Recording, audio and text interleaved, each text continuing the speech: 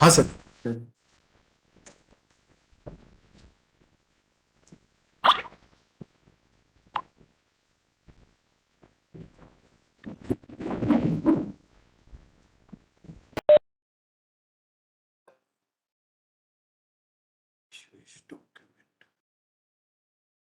विद्यार्थ्यांना मी टेलिग्रामवर शेअर केलेले आहे. तसंच त्यांचे जे कन्सर्न जे ग्रुप आहेत त्यांचे सिनियरचे त्यांना पण मी शेअर केलेले आहे फाईल ते. ठीक आहे सर, ठीक आहे. मला फक्त 1-2 मिनिट द्या. मी हो चालेल, आपण डायरेक्ट चालू करा. हा सर. हा चालेल चालेल, एक ओके. 2च मिनिट फक्त. ओके. मी जरा एक 15-20 मिनिटं जरा बाहेर जाऊन येतो. ठीक आहे सर. ओके.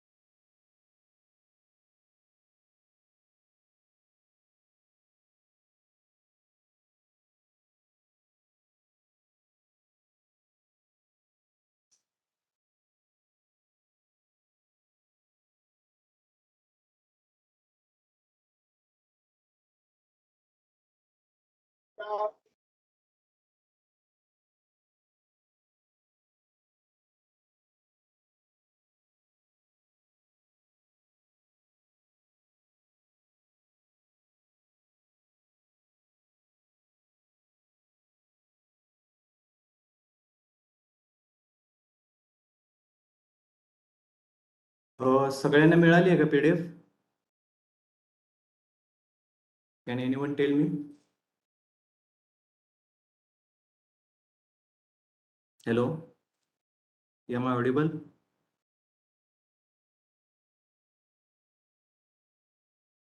ओके, ठीक आहे.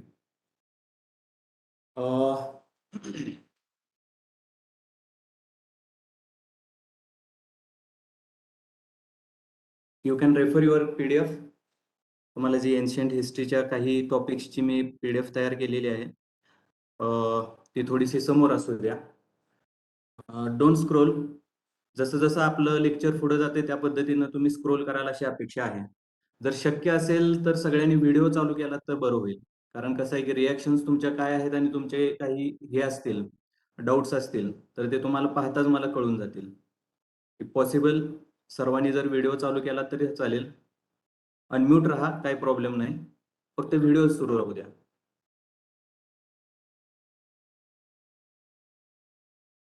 एव्हरीबडी?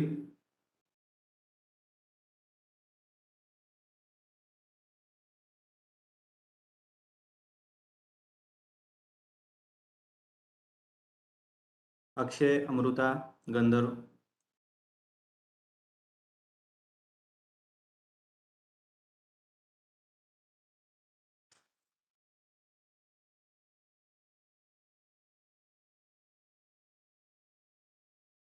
सुरू करूयात का?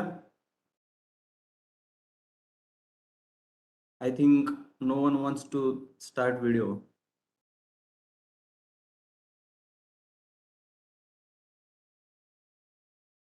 बरं, मागल्या आठवड्यात झालेल्या काही गोष्टी, मी 2 रेफरन्स बुक सांगितलेले होते. एक एन्शियंट इंडियासाठी राम शर्मा आणि मिडेवेलसाठी सतीश चंद्र. यापैकी झालेले चॅप्टर्स कुणी रीड केलेले आहेत का? काही डाऊट्स आहेत का? जरा सगळ्यांनी व्हिडिओ चालू करा प्लीज.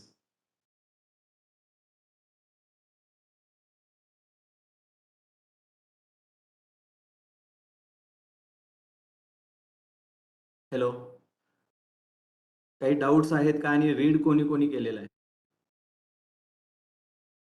आपण हरप्पन सिव्हिलायझेशन घेतलं, वेदिक सिव्हिलायझेशन घेतलं, पाहिलं. रीड कोणी कोणी केलंय आणि काही डाऊट्स आहेत का?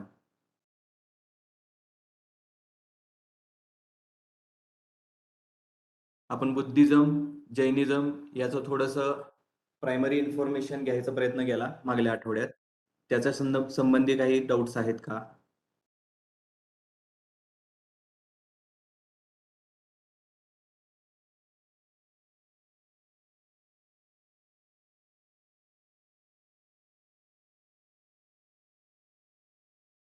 ठीक आहे. मला वाटतंय की हे लेक्चर म्हणजे तुम्हाला कीर्तनासारखं वाटत असावं. सगळ्यांनी फक्त शांतपणे ऐकून घ्यायचं आणि जेवढं जमेल तेवढं कळलं तर ठीक, नाही तर काय, कीर्तनकारांचं कुणालाच कळत नसतं तशा प्रकारचा काही संबंध इथं चालणार नाही ऍक्च्युली. कारण मुळात कसं आहे की एन्शंट आणि कुठल्याही हिस्ट्रीचा कुठलाही पार्ट जर तुम्ही घेतला तर तो तुम्हाला फार समजणं जास्त आवश्यक असतं रादर दॅन त्याचं पाठांतर करण्यापेक्षा. कारण history is a vast subject. तुम्ही जितकं खोलात जाल तितकं तुम्हाला नवनवीन माहिती कळत जाईल. So you have to limit your study. आणि ते लिमिटेशन्स काय असावेत हे समजण्यासाठी ऍक्च्युली तुमचे डाऊट्स क्लिअर होणं फार गरजेचं आहे. पण तुम्हाला डाऊट्सच पडत नसतील किंवा तुम्हाला जर शंका कुशंकाच नसतील तर तुम्हाला कोणत्या डेप्थ पर्यंत जायचं हे सगळे लेक्चर 10-12 आपले जे डिझाईन करण्यात आलेले आहेत त्या लेक्चर्स नंतर हे तुम्हाला काय कळेल असं मला काय वाटत नाही. कारण होईल कसं की तुम्ही मग पुस्तक घ्याल, रामशरण शर्मा जरी तुम्ही घेतलं किंवा सतीश चंद्रा जरी घेतलं किंवा मॉडर्न साठी बिपिन चंद्रा जरी घेतलं आणि तुम्ही जितकं वाचत जाल तितकं तुम्हाला नवीन नवीन फॅक्ट्स सापडत जातील आणि त्या फॅक्ट्स तुम्हाला वाटतील की परीक्षेच्या ओरिएंटेशननं फार महत्वाच्या आहेत म्हणून त्या तुम्ही मगअप करायचा प्रयत्न कराल. आणि may be it will be lethal for your study. कारण ज्यावेळी तुम्ही अभ्यासाला एक काहीतरी कुंपण टाकता त्याच वेळी तुम्हाला ते एक्झाम ओरिएंटेड स्टडी होईल. अदरवाईज मग तुम्ही थोडंसं रॅन्डमली काहीतरी करत बसाल. ओके. पुन्हा एकदा मी तोच प्रश्न विचारतोय की कोणी वाचलेलं आहे का आणि anyone wants to share some things or share some doubts. तुम्ही चॅट बॉक्स मध्ये लिहा किंवा डायरेक्टली तुमचा व्हिडिओ आणि ऑडिओ चालू करून डायरेक्टली विचारा. पण काहीतरी 1-2 मिनिट मी तुम्हाला देतो. तुमचे काही डाऊट्स असतील किंवा मागल्या लेक्चरमध्ये काही अंडरस्टँडिंग झालं नसेल किंवा जर तुम्हाला लेक्चरचे फॉर्मॅटमध्ये काही चेंजेस हवे असतील तर ते डायरेक्टली माझ्याशी शेअर केला तरी काही हरकत नाही. क्विकली हे शेअर करा कारण ऑलरेडी वी आर लेट. आपलं लेक्चर 5 मिनिट लेट सुरू झालेलं आहे.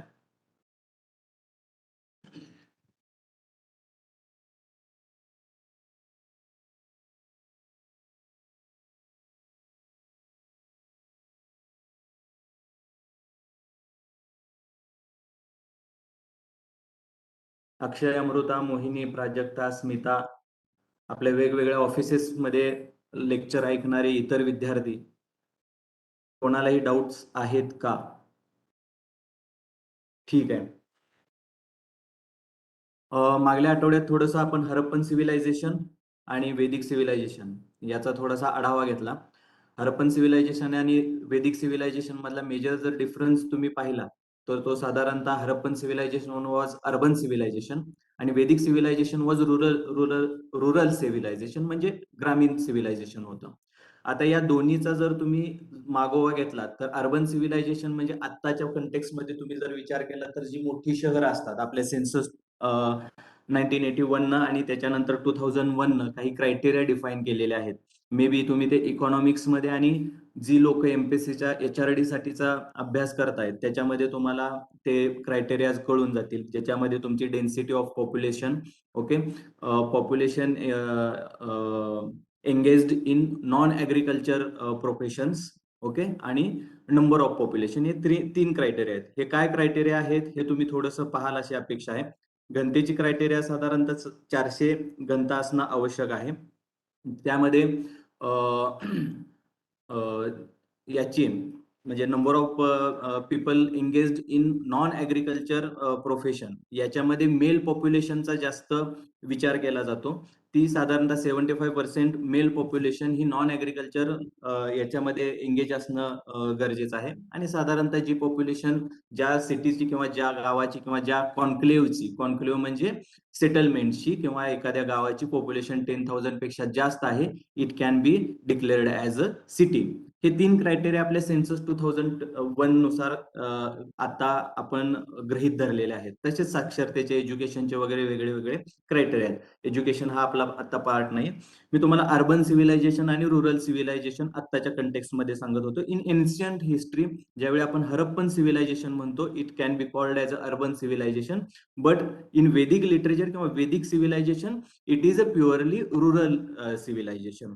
आणि ज्यावेळी तुम्ही वेदिक मधल्या अर्ली वेदिक पिरियड जो ऋग्वेदिक पिरियड म्हणतो आणि लॅटर वेदिक पिरियड जो आपण साधारणतः इतर वेदिक वेदास आणि त्याच्याबरोबर अरण्यकाज, पुराणाज, ब्राह्मण्यकाज याचा विचार करतो, या लिटरेचरचा विचार करतो आणि त्यावेळेची जर सोशल कंडिशन ज्यावेळी आपण पाहतो त्याचा सोशल आणि पॉलिटिकल त्याच्यामध्ये रुरल सेटलमेंट्स ह्या जास्त प्रमाणात दिसतात. हळूहळू जसे जसे महाजनपदात एस्टॅब्लिश व्हायला लागले, हळूहळू जसे जसे महाजनपदात एस्टॅब्लिश व्हायला लागले तशा तशा रुरल सिव्हिलायझेशनचा पुन्हा एकदा राईज झाला. रुरल सिव्हिलायझेशनचा पुन्हा एकदा राईज झाला. याचा अर्थ काय की साधारणतः ज्यावेळी तुम्ही हरप्पन सिव्हिलायझेशन पाहता, हरप्पन सिव्हिलायझेशनचं प्रोफेशन किंवा मेनली ऑक्युपेशन जर म्हटलं तर ते साधारणतः ऍग्रिकल्चर आणि ट्रेडिंग होतं. ओके, आजूबाजूच्या एरियातून आणि तिथल्या असणाऱ्या फॅक्टरीज किंवा प्रोडक्शन हाऊसेस मधून वेगवेगळ्या पद्धतीचे मनी वगैरे तयार करून त्यांचा ट्रेड, त्याचबरोबर तिथं सापडणाऱ्या लोकल ज्या गुड्स होत्या त्यांचा ट्रेड मेसोपोटामिया किंवा इतर राष्ट्रांशी हरप्पन सिव्हिलायझेशनचा किंवा मेलोहन्सचा, मेसोपोटेमियन्सच्या रिस्पेक्टिव्हली त्यांना मेलोहन्स म्हटलं जायचं हरप्पन सिव्हिलायझेशनच्या लोकांना. तर त्यांना त्यांच्याशी चालणारा ट्रेड होता. ओके, याच्यामध्ये हस्तिदंत होते, वेगवेगळे बीड्स होते, बीड्स म्हणजे मनी होत्या, ज्या स्टिअटाईट या दगडापासून तयार केलेल्या जात होत्या हरप्पन सिव्हिलायझेशन मध्ये. ओके, त्या मेसोपोटेमियन साम्राज्याकडे तिथं त्याच्याशी ट्रेड चालायचा आणि त्यांच्याकडून वेगवेगळ्या पद्धतीचे कच्चे खडे किंवा रॉ मटेरियल्स तिकडून आणलं जायचं. मग कॉपर आणलं जायचं अफगाणिस्तानच्या पार्टमधून, मेसोपोटामियाच्या अंडर हा पार्ट होता. कारण कॉपरच्या खाणी जर तुम्ही जॉग्राफिकली इंडियाचा जर विचार केला तर इंडियन सबकंटिनेंटमध्ये कॉपर किंवा तांबे हे जास्त प्रमाणात आपल्या मातीमध्ये आढळत नाही. ज्या काही आता एक्झिस्टिंग माइन्स आहेत किंवा ज्या काही एक्झिस्टिंग आता खाणी आहेत त्या साधारणतः राजस्थान आणि ओरिसाच्या काही भागांमध्ये सीमित आहेत. जर तुम्ही त्याच कम्पॅरेटिव्हली कोळसा म्हणा किंवा आयर्न ओर्स म्हणा किंवा लोह खनिज म्हणा याचा जर विचार केला तर ओव्हरऑल इंडियन सबकंटिनेंटच्या कम्पॅरिझन मध्ये मोस्ट ऑफ दी सदर्न किंवा आपला जो ईस्टर्न इंडिया आहे याच्यामध्ये तुम्हाला लोह खनिज आणि कोळसा हे दोन्ही आढळताना दिसतात. पण तांब्याचं तसं नाही. तांबे आणि इतर जे मौल्यवान धातू आहेत त्यामध्ये गोल्ड पण आलं. कोलार माइलफील्डच्या पलीकडं किंवा जे आपण KGF म्हणतो ते आता त्या नावानं मूवी आला, त्याचा आणि सत्याचा काही संबंध नाही, पण कोलारचा एक ध्यानात असं ठेवा की कोलारची जी गोल्ड माइन आहे ती साधारणतः एन्शियंट इंडियापासून ती चालवली जाते. ओके, त्यातलं सोनं हळूहळू जसं जसं गरजेनुसार आहे तसं तसं वेगवेगळ्या राज्यांनी आणि तिथल्या रुलर्सनी काढण्याचा प्रयत्न केला. तर या तांब्याचा ट्रेड साधारणतः तांबे हे मेसोपोटामिया किंवा अफगाणिस्तान मधून मागवलं जायचं, हा इथला सांगण्याचा मथितार्थ. तर ज्यावेळी आपण वेदिक सिव्हिलायझेशन मध्ये येतो त्यावेळी रुरल सिव्हिलायझेशन आहे. या रुरल सिव्हिलायझेशन मध्ये हळूहळू ट्रेड जसा जसा वाढायला लागला आणि हे रुरल सिव्हिलायझेशनचं आणखी एक वैशिष्ट्य म्हणजे एस्टॅब्लिश्ड रुरल सिव्हिलायझेशन आणि डिसेंट्रलाइज्ड रुरल सिव्हिलायझेशन. मुळात जर तुम्ही आर्यन सिव्हिलायझेशन किंवा या वेदिक सिव्हिलायझेशनचा जर तुम्ही विचार केला तर तुम्हाला एक गोष्ट लक्षात येईल की हळूहळू टेक्नॉलॉजी सुद्धा हरप्पन सिव्हिलायझेशन पासून आर्यन सिव्हिलायझेशन मध्ये चेंज होत गेली. हळूहळू मेटल्स युज्ड हेही चेंज होत गेले. यातलं साधारणतः हरप्पन सिव्हिलायझेशन मध्ये चाल्कोलिथिक पिरियड म्हणतात. चाल्कोलिथिक याचा अर्थ काय की कॉपर आणि स्टोनचा उपयोग. आणि जर तुम्ही रुरल आर्यन सिव्हिलायझेशन किंवा वेदिक सिव्हिलायझेशन जर म्हटला तर इथं तुम्हाला साधारणतः लोह खनिजाचा किंवा लोखंडाचा जास्त वापर केलेला दिसतो. आता ह्या लोखंडाचा जास्त वापर करण्याचा फायदा काय झाला तर साधारण तांबे हा जर धातू बघितला तर तो मऊ असतो. त्याचे दो इट इज अ मेटल, ते जरी धातू असला तरी त्याची जी गुणवत्ता आहे, स्ट्रेंथ आहे ही लोखंडापेक्षा कमी आहे. तो थोडासा मऊ प्रकारातला धातू आहे. ओके, त्यामुळं एक जॉग्राफिकली आणि एक कंटेक्स्ट असा आहे की ज्यावेळी आपण एन्शंट इंडियामधल्या जॉग्राफीचा विचार करतो. त्यातल्या त्यात आपण नदन प्लेन म्हणजे कुठले? गंगाटेक, ब्रह्मपुत्रा, यमुना यांच्या आणि सोन, बेटवा, केन यांच्या खोऱ्यातल्या ज्यावेळी एक एकूण जॉग्राफीचा, इंडियन जॉग्राफीचा, it is called as a Indian plain, great Indian plain. तर त्या प्लेन मधला, मैदानातला एकूण जॉग्राफीचा विचार करता इथं पावसाचं प्रमाण मान्सूनमुळे भरपूर जास्त होतं. पावसामुळे जंगलं दाट होती आणि हे जंगलं क्लिअर करायला तुम्हाला जर सेटलमेंट करायची असेल, तुम्हाला जर नदी किनारा राहायचं असेल, तर तुम्हाला जंगलं क्लिअर करणं फार गरजेचं आहे. फॉर एक्झाम्पल एक गोष्ट लक्षात घ्या की तुम्ही इमॅजिन करा की अमेझॉनचं जंगल आहे. अमेझॉनचं जंगल, अमेझॉन नदी आणि अमेझॉन नदीच्या इतर ज्या सबसिडरीज आहेत, सबसिडरीज म्हणजे उपनद्या, या उपनद्यांच्या खोऱ्यात हे अमेझॉनचं जंगल वसलेलं आहे.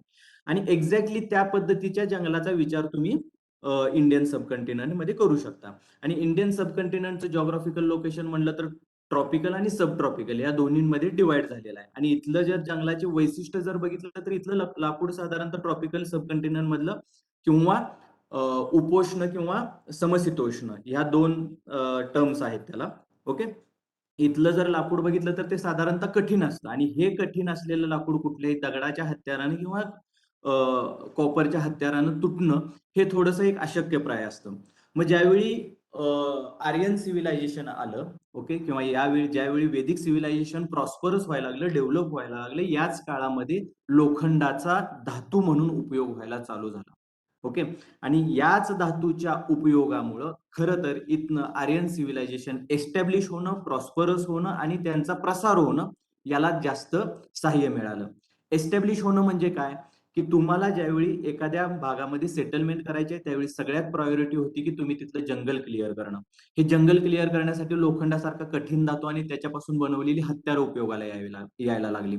आणि त्याच्यामुळं काय झालं की फार फार ईस्टर्न रिजन ऑफ इंडिया म्हणजे एकदम जर भारताचा पूर्व भाग जर घेतला म्हणजे हरप्पन सिव्हिलायझेशनच्या कंटेक्स्टमध्ये धरायचं बरं का. हरप्पन सिव्हिलायझेशन साधारणतः कुठल्या एरियात होतं की आत्ताचा एक्झिस्टिंग राजस्थान आणि साधारणतः पाकिस्तानचा एरिया हा साधारणतः जवळपास 15 मिलियन हेक्टरच्या आसपासचा हा एरिया आहे. स्क्वेअर किलोमीटर, 15 मिलियन स्क्वेअर किलोमीटरच्या आसपासचा. तर या एरियाच्या रिस्पेक्टिव्हली फार ईस्टर्न म्हणजे कुठला? आत्ताचा एक्झिस्टिंग पश्चिम बंगाल, बांगलादेश किंवा हा ओरिसा, बंगाल, या बाजूचा बिहार, या बाजूचा प्रदेश. या प्रदेशामध्ये साधारणतः या नद्यांच्यामुळं या नद्या वार्षिक वाहतात, वर्षभर वाहतात आणि त्यामुळे तिथल्या भागात असणारी मैदानातली सॉइलची क्वालिटी याच्यामुळे तिथं दाट जंगल होती. ही दाट जंगल जर क्लिअर करायची असतील आणि तिथं ह्युमन सेटलमेंट करायची असेल तर जंगल क्लिअर करायची होती आणि यात लोखंडाचा जास्त प्रमाणात वापर झाला. कारण ही जंगलं कापून टाकण्यासाठी लोखंडासारखा मजबूत धातू मिळाला होता. आणि याच बळावरती एस्टॅब्लिश झालेल्या ह्या सेटलमेंट हळूहळू कॉन्व्हर्ज झाल्या, एस्टॅब्लिश झालेल्या प्रॉस्परस झाल्या आणि एकमेकांच्या टेरिटोरियल गेनसाठी याचा वापरही झाला. टेरिटोरियल गेनसाठी याचा वापर झाला याचा अर्थ काय आहे की या लोखंडाच्या साह्यानं तयार केलेल्या विपनरीज आणि त्याच्यामध्ये त्याच लोखंडापासून तयार केलेली स्टील टेक्नॉलॉजी किंवा steel was known to Indian people in ancient time. आता हे काही असं फेक वाक्य नाही किंवा व्हेग वाक्य नाहीये. कारण या काळातल्या स्टीलची जर क्वालिटी बघितली तर ती साधारणतः मिडिव्हल इंडियाच्या सुरुवातीच्या काळापर्यंत म्हणजे साधारणतः 10व्या शतकापर्यंत किंवा 11व्या शतकापर्यंत एक विशिष्ट प्रकारचं स्टील इंडियन सबकंटिनेंट मध्ये तयार केलं जायचं. तुम्ही जर बाहुबलीचा पहिला पार्ट जर पाहिला असेल तर त्याच्यामध्ये एक साधारणतः मिडल ईस्ट मधला एक सुलतान इकडे येतो आणि बाहुबलीला चॅलेंज करतो त्या तलवारीसाठी आणि त्या तलवारीचं तो अप्रिसिएशन करतो किंवा त्या स्किलचं जे युद्ध स्किल्स आहे त्याचं अप्रिसिएशन करतो. त्यातले जे स्टील दाखवलेलं आहे हे दाखवण्याचा उद्देश म्हणजे काय आहे की actually Indian steel was in demand. ज्यावेळी तुम्ही इतर राष्ट्रांचा आणि इतर राष्ट्रांच्या बरोबरचा ट्रेडचा विचार करता त्यावेळी या स्टीलचं महत्व एन्शियंट इंडियापासून चालू झालं आणि याच स्टीलच्या बळावर, याच लोखंडाच्या बळावर साधारणतः महाजनपदाच एस्टॅब्लिश झाले आणि याच लोखंडाच्या बळावर महाजनपदांमधनं मगधन एम्पायर एस्टॅब्लिश झालं. ओके. आता हे कसं? ज्यावेळी आपण रुरल सिव्हिलायझेशनचा विचार करतो कुठल्या लॅटर वेदिक पिरियड मधल्या, त्या लेटर वेदिक पिरियड मध्ये हळूहळू ज्यावेळी ग्राम तयार झाले होते आणि त्यांचे ग्रामिकाज जे होते म्हणजे जे हेड होते आणि त्यांच्यामध्ये असणाऱ्या आपण मागल्या आठवड्यात जे बघितलं होतं सभा समिती गण परिषद ह्या ज्या 4-5 आपल्या वेगवेगळ्या काउन्सिल्स होत्या, ह्या काउन्सिल्स हळूहळू मागं पडायला लागल्या आणि हळूहळू त्याच्यापासून राज्य एस्टॅब्लिश झाली. ह्या राज्यांचे राजन म्हणून हेड तयार झाले आणि हे राजन पूर्वी कसे होते की सुरुवातीच्या आणि लॅटर वेदिक पिरियडमध्येही हे राजन साधारणतः त्या काउन्सिलनं निवडून दिलेला एक कोणीतरी प्रमुख असायचा, निवडून दिलेला म्हणतोय मी, हे लक्षात घ्या, निवडून दिलेला लॅटर वेदिक पिरियडमध्ये. पण हळूहळू जसं जसं पुढं लॅटर वेदिक पिरियड पुढं सरकत गेला, ओके, आता हा काळ साधारणतः कधी चालू होतो, सुरुवातीचा जो वेदिक पिरियड आहे तो साधारणतः 700 BC पासून चालू होतो, तो साधारणतः 300 पर्यंत चालू आहे. 300 नंतर पुढे आपण लॅटर वेदिक पिरियड त्या आसपास काळामध्ये म्हणू शकतो. ओके, आता या काळामध्ये हळूहळू जसं जसं तुम्ही पुढे सरकत जाता, हरप्पन सिव्हिलायझेशन नंतरचा एकूण 300 BC पर्यंतचा काळ हा वेदिक पिरियड आहे, हे थोडंसं लक्षात ठेवा. ओके, लॅटर वेदिक पिरियडमध्ये याच राजांचं महत्व वाढत गेलं आणि हे हेरिडिटरी बनले. हेरिडिटरी म्हणजे काय की जो राजा आता गादीवरती बसलाय किंवा जो राजन म्हणून आता तिथल्या कॉन्क्लेव्हचा सेटलमेंटचा एक हेड म्हणून बसलेला आहे, त्याचा मुलगाच किंवा ज्येष्ठ पुत्र जो असेल तो साधारणतः हेड म्हणून गादीवरती बसायला चालू झाला. आणि मग हळूहळू काय झालं की लॅटर वेदिक पिरियडमध्ये सगळ्यात महत्वाचं काय होतं किंवा वेदिक पिरियड हे कोणत्या गुणधर्मांशी निगडीत आहे, ट्रायडशी निगडीत आहे, एक पॅस्टोरॅलिझम म्हणजे तुम्ही जनावरांचं पशुपालन करणे, पालन पोषण करणे, ओके, त्याला पशुपालन आपण असं मराठीत म्हणतो. या पशुपालनातनं तयार झालेल्या नीड्स म्हणजे काय की गाईला वेल्थ मानलं जात होतं, आपण मागल्या लेक्चरमध्ये पाहिलं. या वेल्थच्या ऍक्विजिशनसाठी आणि टेरिटोरियल गेनसाठी सुरुवातीला वेल्थच्या ऍक्विजिशनसाठी युद्ध लढली गेली. वेल्थ म्हणजे काऊच्या ऍक्विजिशनसाठी किंवा गायींचं एकत्रीकरण करण्यासाठी किंवा पळवून नेण्यासाठी थोडक्यात. हे आपण कदाचित महाभारत रामायण जर पाहिलेलं असेल तर त्या भागात त्या काही भागांच्या मध्ये त्याचं तुम्हाला हे दिसेल चित्रीकरण केलेलं. तर हळूहळू लॅटर वेदिक पिरियडमध्ये याच्यापासून पुढे टेरिटोरियल गेन्सचा वापर, टेरिटोरियल गेन्सची सुरुवात झाली आणि याच्यातून तयार झालेल्या होत्या 16 महाजनपदाच. ओके, आता हे 16 महाजनपदाच कुठले होते ते साधारणतः तुम्ही स्लाइड नंबर 7 ओपन करा, त्याच्यामध्ये तुम्हाला महाजनपदाच दिसतील. ओके, आता एक गोष्ट तुमच्या लक्षात येते का पहा, प्रत्येक महाजनपदाचं तिथं ऍक्च्युली कॅपिटलमध्ये जे दिलेलं आहे ते नाव दिलेलं आहे. ओके, 16 महाजनपदाच होते, याचा अर्थ 16च राज्य होती का किंवा 16 ज्या महाजनपदा होते म्हणजे आर्यन हे 16 ट्राइब्स मध्ये डिवाइड झालेले होते असं होतं का, तर तसं काहीही नाहीये.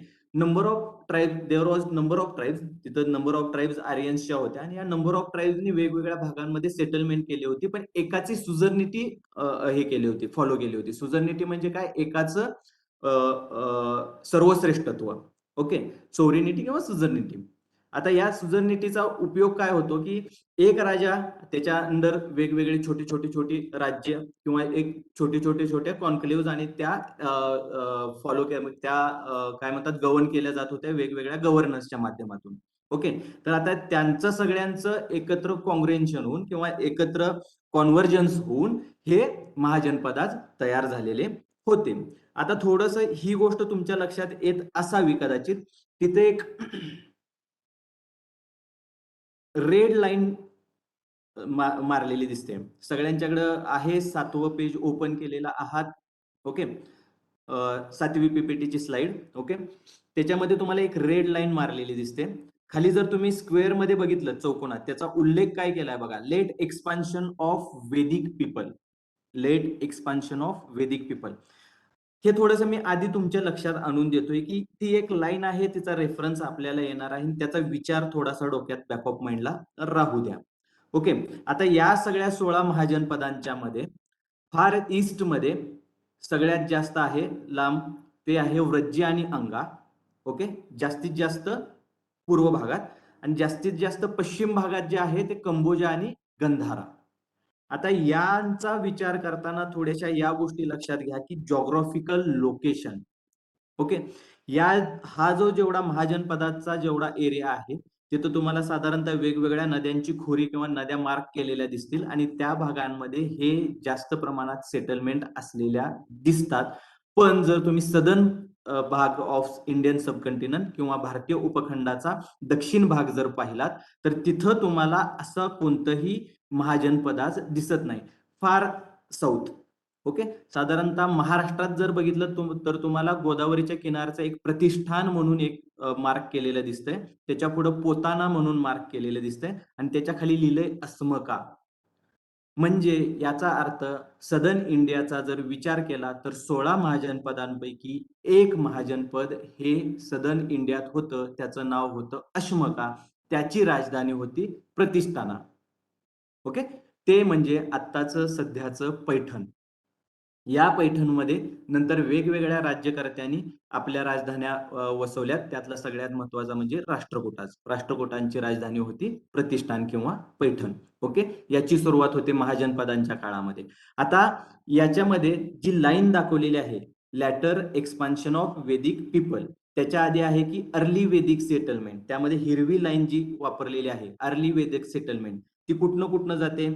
एक साधारणतः तुम्ही अंदाज घेतला तर झेलम सतलजच्या कॉन्फ्लुएन्स पासून म्हणजे एकत्रीकरणानंतर झेलम जे सतलजला मिळते तिथून साधारणतः इंद्रप्रस्थ म्हणजे सध्याची दिल्ली. ओके, इंद्रप्रस्थ म्हणजे सध्याची दिल्ली. ओके, त्याच्या पुढे हस्तिनापूर आणि साधारणतः उत्तराखंडापर्यंत ती लाईन जाते. याचा नदन पार्ट जो आहे, याचा उत्तरेकडला जो भाग आहे तो म्हणजे अर्ली वेदिक पिरियड. जे मी सांगितलं की वेदिक पिरियडमध्ये किंवा आर्यन्सचं जे इन्व्हेजन झालं ते हिंदुकुश पर्वतातल्या खैबर खिंडीतनं ते आत आले, त्यांनी इथल्या लोकल जे दास्यज आणि दास्यूज होते त्यांचा पराभव केला, स्वतःचं सिव्हिलायझेशन एस्टॅब्लिश करण्याचा प्रयत्न केला, म्हणून अर्ली वेदिक पिरियड साधारणतः तुम्हाला त्या भागात दिसतो. कुठल्या भागात? कंबोजा, गंधारा, तक्षशिला, कुरु, पांचाला हे महाजनपदांचा जो एरिया आहे की नाही त्या एरियांमध्ये दिसतो. किंवा सप्तसिंधू, त्याच्यातल्या ज्या झेलमच्या पंचनद्या आहेत त्याला पंचनद्या आता म्हणतात किंवा त्यावेळी पण आपण पंचनद्या असं म्हणू शकतो तिथं. ओके, आणि त्याच्यानंतर हळूहळू तो भाग साधारणतः रेड लाईन पर्यंत एक्सपान्शन झाला लॅटर वेदिक पिरियड मध्ये. ओके, लॅटर वेदिक पिरियड मध्ये मग त्याचं कन्सॉलिडेशन ऑफ स्टेट्स झालं. कन्सॉलिडेशन ऑफ स्टेट्स याचा अर्थ वेगवेगळ्या राज्यांची महाजनपदा झाली, छोट्या छोट्या सेटलमेंटचे जनपदाज आणि महाजनपदाज. सुरुवातीला जनपदाज आणि महाजनपदाज. बर, यातला एक मी शब्द वापरला स्टेट्स. या स्टेट्स कुणाच्या लक्षात आलेल्या असतील तर मला फक्त इफ यू नो तर स्टेट आणि नेशन यातला डिफरन्स कुणी सांगू शकतंय का? स्टेट आणि नेशन यातला डिफरन्स कोणी सांगू शकतंय का? तुम्ही चॅट बॉक्स मध्ये तुम्ही इनपुट देऊ शकता. कुणाचं पॉल सायन्स असेल, पबॅड असेल, जर या ह्युमॅनिटीच्या या साइड बॅकग्राऊंड मधनं जो कोणाचं ग्रॅज्युएशन असेल they can know very well about states and nation. State nation theory पण आहे. एक्झिस्टिंग कंडिशन मध्ये स्टेट आणि नेशन हे आपल्याला मॉडर्न हिस्ट्रीमध्ये फार गरजेचं आहे. आता जाता जाता रेफरन्स आलाय तर स्टेट्स आणि नेशन कोणी सांगू शकतंय का की व्हॉट इज स्टेट आणि what can be called as a nation?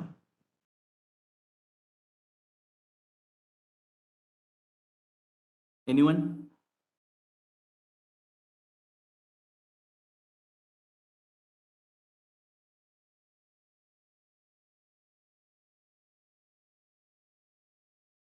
कुणी इनपुट देऊ इच्छित आहे का? स्टेट आणि nation. Don't think that it is not related with the history because it is these terms are originated in history itself. जर तुम्ही world हिस्ट्रीचा जर तुम्ही थोडासा अभ्यास केला तर तुम्हाला हे लक्षात येईल की स्टेट नेशन ह्या थेरीज फार पूर्वीपासून म्हणजे साधारणतः वर्ल्ड बॅकग्राऊंड वरती साधारणतः याची सुरुवात 1400-1500 एडी मध्ये चालू किंवा 1400-1500 शतकांमध्ये जास्त कन्सॉलिडेटेड डेफिनेशन समोर यायला चालू झाली होती स्टेट्स आणि नेशनची. त्यामुळे it is a part of a history. मग तो तुम्ही आता एन्शंट मध्ये शिका किंवा मॉडर्न मध्ये शिका. Can anyone? Please don't be passive यार, बी interactive. It is not one-way communication, it should be two-way communication.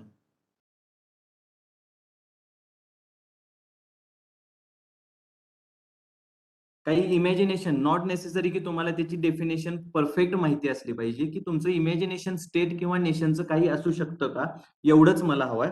आणि त्याच्याबरोबर याही गोष्टीचा विचार करा की इंडिया इज अ नेशन असा आपण विचार करतो आणि महाराष्ट्र इज अ स्टेट. हे थोडंसं डिफरंट आहे. हे थोडंसं डिफरंट आहे. There are 3 things: state, nation आणि नेशन स्टेट. स्टेट, नेशन आणि nation state. Okay. It can be called as India has multiple nations within it. India has multiple nations within it.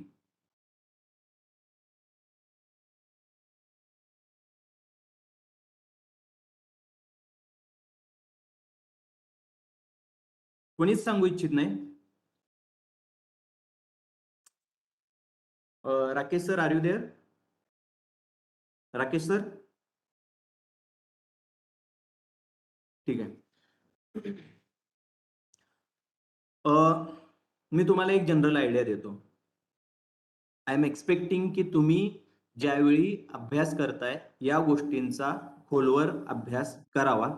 Those who are preparing for MPSC राज्यसेवा and those who are preparing UPSC राज्यसेवा, या तुमच्या अभ्यासक्रमाच्या या दोन्ही term, तिन्ही term तुमच्या अभ्यासक्रमाचा भाग आहेत. Your understanding of this term is crucial for your solving papers. Okay. जर तुम्हाला गुण अचीव करायचे असतील तर तुमचं पॅसिव्हनेस हा तुमचा सगळ्यात घातक मार्ग आहे. लेक्चर्स मिळत आहेत तर तुम्हाला जर गायडन्स मिळतोय त्या गायडन्समध्ये पार्टिसिपेट व्हायचा प्रयत्न करत राहा. Though it is on webinar. Okay. इथं आपल्याला सगळ्यांना पार्टिसिपेट होण्यासाठी वेगवेगळ्या मेथड्स दिलेल्या असतात ऑनलाईन वरती. ओके. स्टेट, नेशन आणि नेशन स्टेट या 3 टर्मचा ज्यावेळी तुम्ही विचार कराल त्यावेळी थोडंसं इथून सुरुवात करायची की एखादी सेटलमेंट, त्या सेटलमेंटचं तयार होणारी, आपण सुरुवात मागल्या लेक्चरमध्ये केली होती इंडिव्हिज्युअल पासून. इंडिव्हिज्युअलचे आपण तयार केली ती ग्रुप, ग्रुपची तयार केली ती कम्युनिटी, कम्युनिटीची तयार केली ती सोसायटी. आता सोसायटीच्या एक स्टेप अहेड जातोय स्टेट पर्यंत. ओके. आता या स्टेट्सच्या आधी थोडंसं आपण विचार करू नेशनचा, म्हणजे तुम्हाला थोडंसं स्टेट फार अंडरस्टँडिंगला सोपं जाईल. ओके.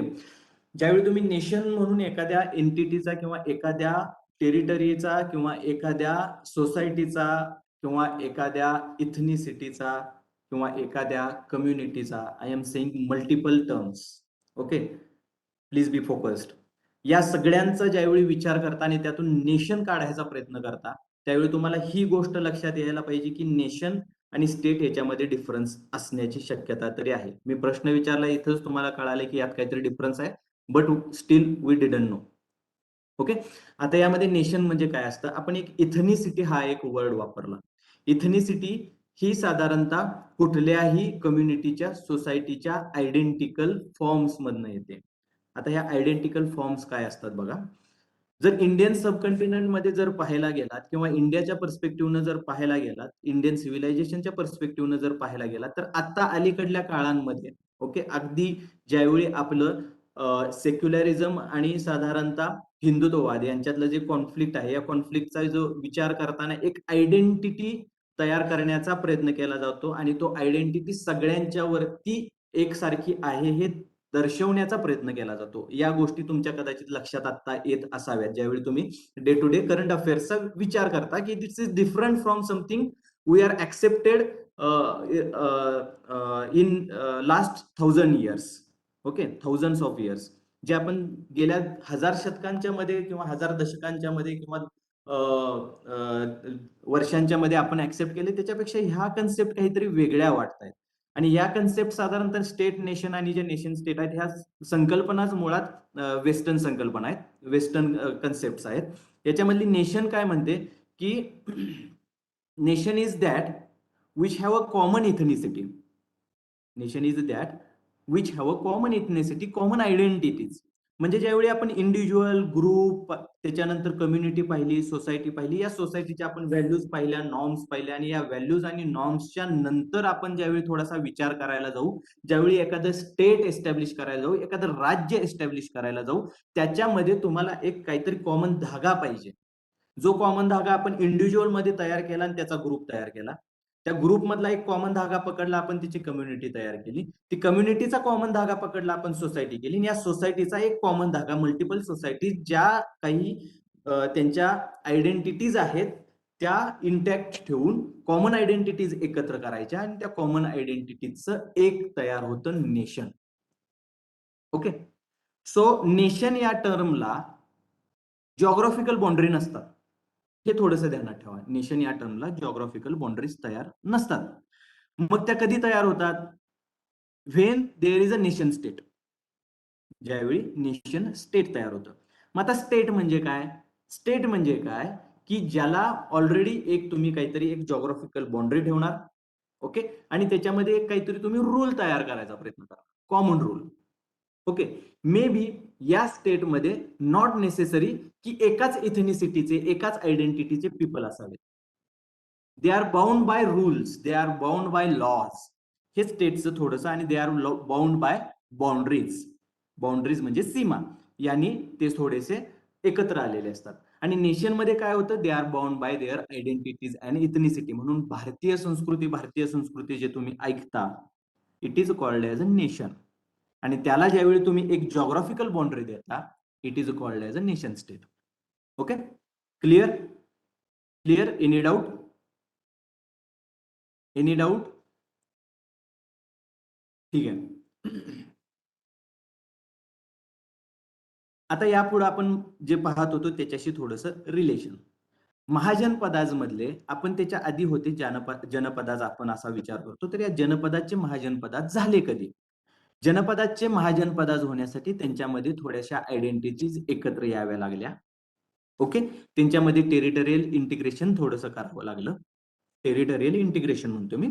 आणि त्याच्यानंतर एक established, govern, centralised or decentralised established form of administration तयार करावं लागलं, की ज्याच्यामध्ये मल्टिपल ऑफिसर्स असतील.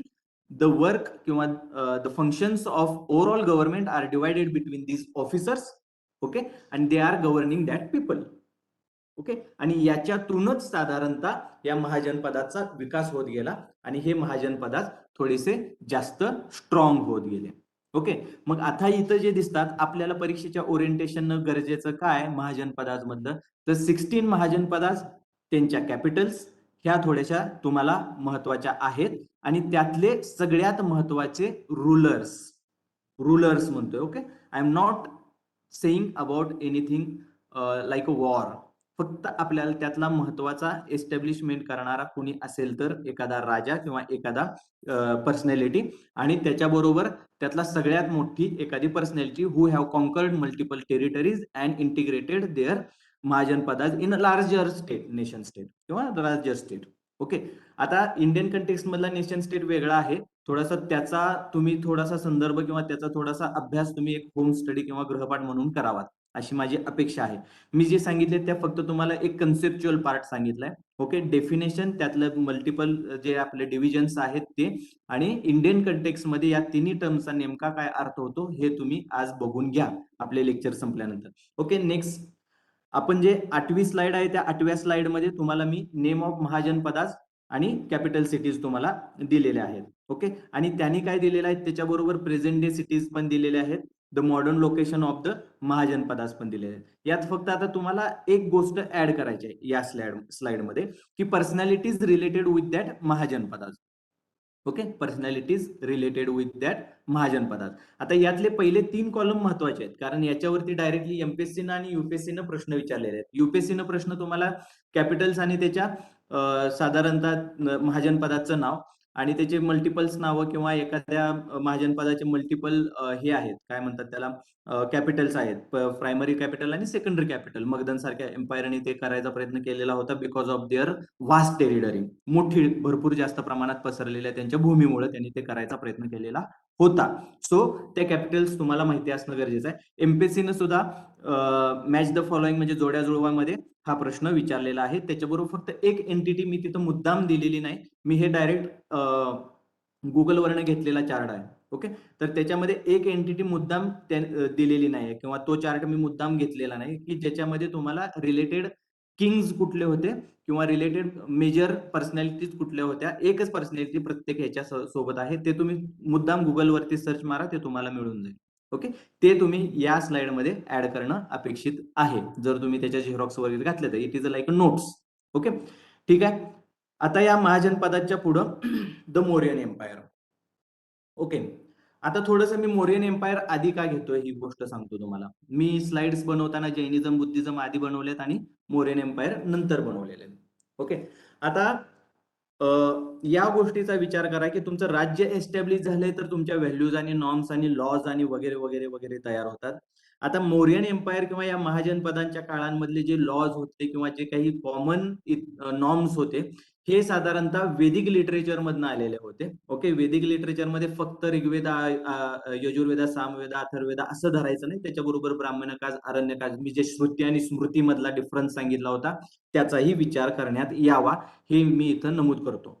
ओके, सो यातून साधारणतः डे टू डे लाईफ मध्ये माणसानं कसं जगावं, ओके, आणि स्टेटचे जे काही नॉर्म्स असतील याच्या संदर्भातले सगळे आलेले होते. याच्यासाठी मग पहिल्यांदा स्टेट एस्टॅब्लिश होणं गरजेचं आहे. महाजनपदास एस्टॅब्लिश झालेले होते. ओके, आता जे काही 16 महाजनपदाज आहेत, या 16 महाजनपदाज मधले सगळ्यात स्ट्रॉंगेस्ट म्हणून जो समोर आलेला होता that was Magadhan empire. Okay, साधारणतः मगधन एम्पायरच्या आजूबाजूचा जर तुम्ही विचार केलात तर there are multiple empires. Okay, मग त्याच्यामध्ये कुरु होतं, मत्स्य होतं, व्रज्जी होतं, ओके, अंग होतं. या सगळ्यांचे डिफीट करून यांनी मौर्यन एम्पायर मधल्या वेगवेगळ्या डायनास्टीजनी, घराण्यांनी मगधन एम्पायरचा थोडासा एक्सपान्शन केलेलं होतं.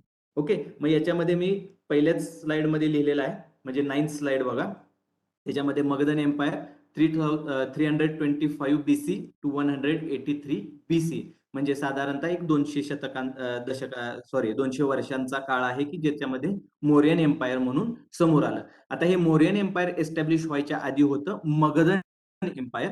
हे मगधन एम्पायर एस्टॅब्लिश करणं आणि ते एक एम्पायर बनवणं, ओके, स्टेट आणि एम्पायर, एम्पायर म्हणजे साम्राज्य बनवणं, मोठी टेरिटरी अक्वायर करणं, याच्यामध्ये 4 डायनास्टीचा सहभाग होता. पहिली होती हिरण्यका, दुसरी होती शिशुनागा, नंदाज आणि मौर्याज. मग तुम्ही जर चाणक्य सिरियल जर बघितली असेल किंवा जर कुणी डिस्कवरी ऑफ इंडिया ही जी नॅशनल वरती लागायची ती जर हे बघितली असेल, मालिका जर बघितली असेल, तर त्याच्यामध्ये चाणक्याचा जो पार्ट आहे तो चाणक्य येतो मौर्यन डायनेस्टीमध्ये.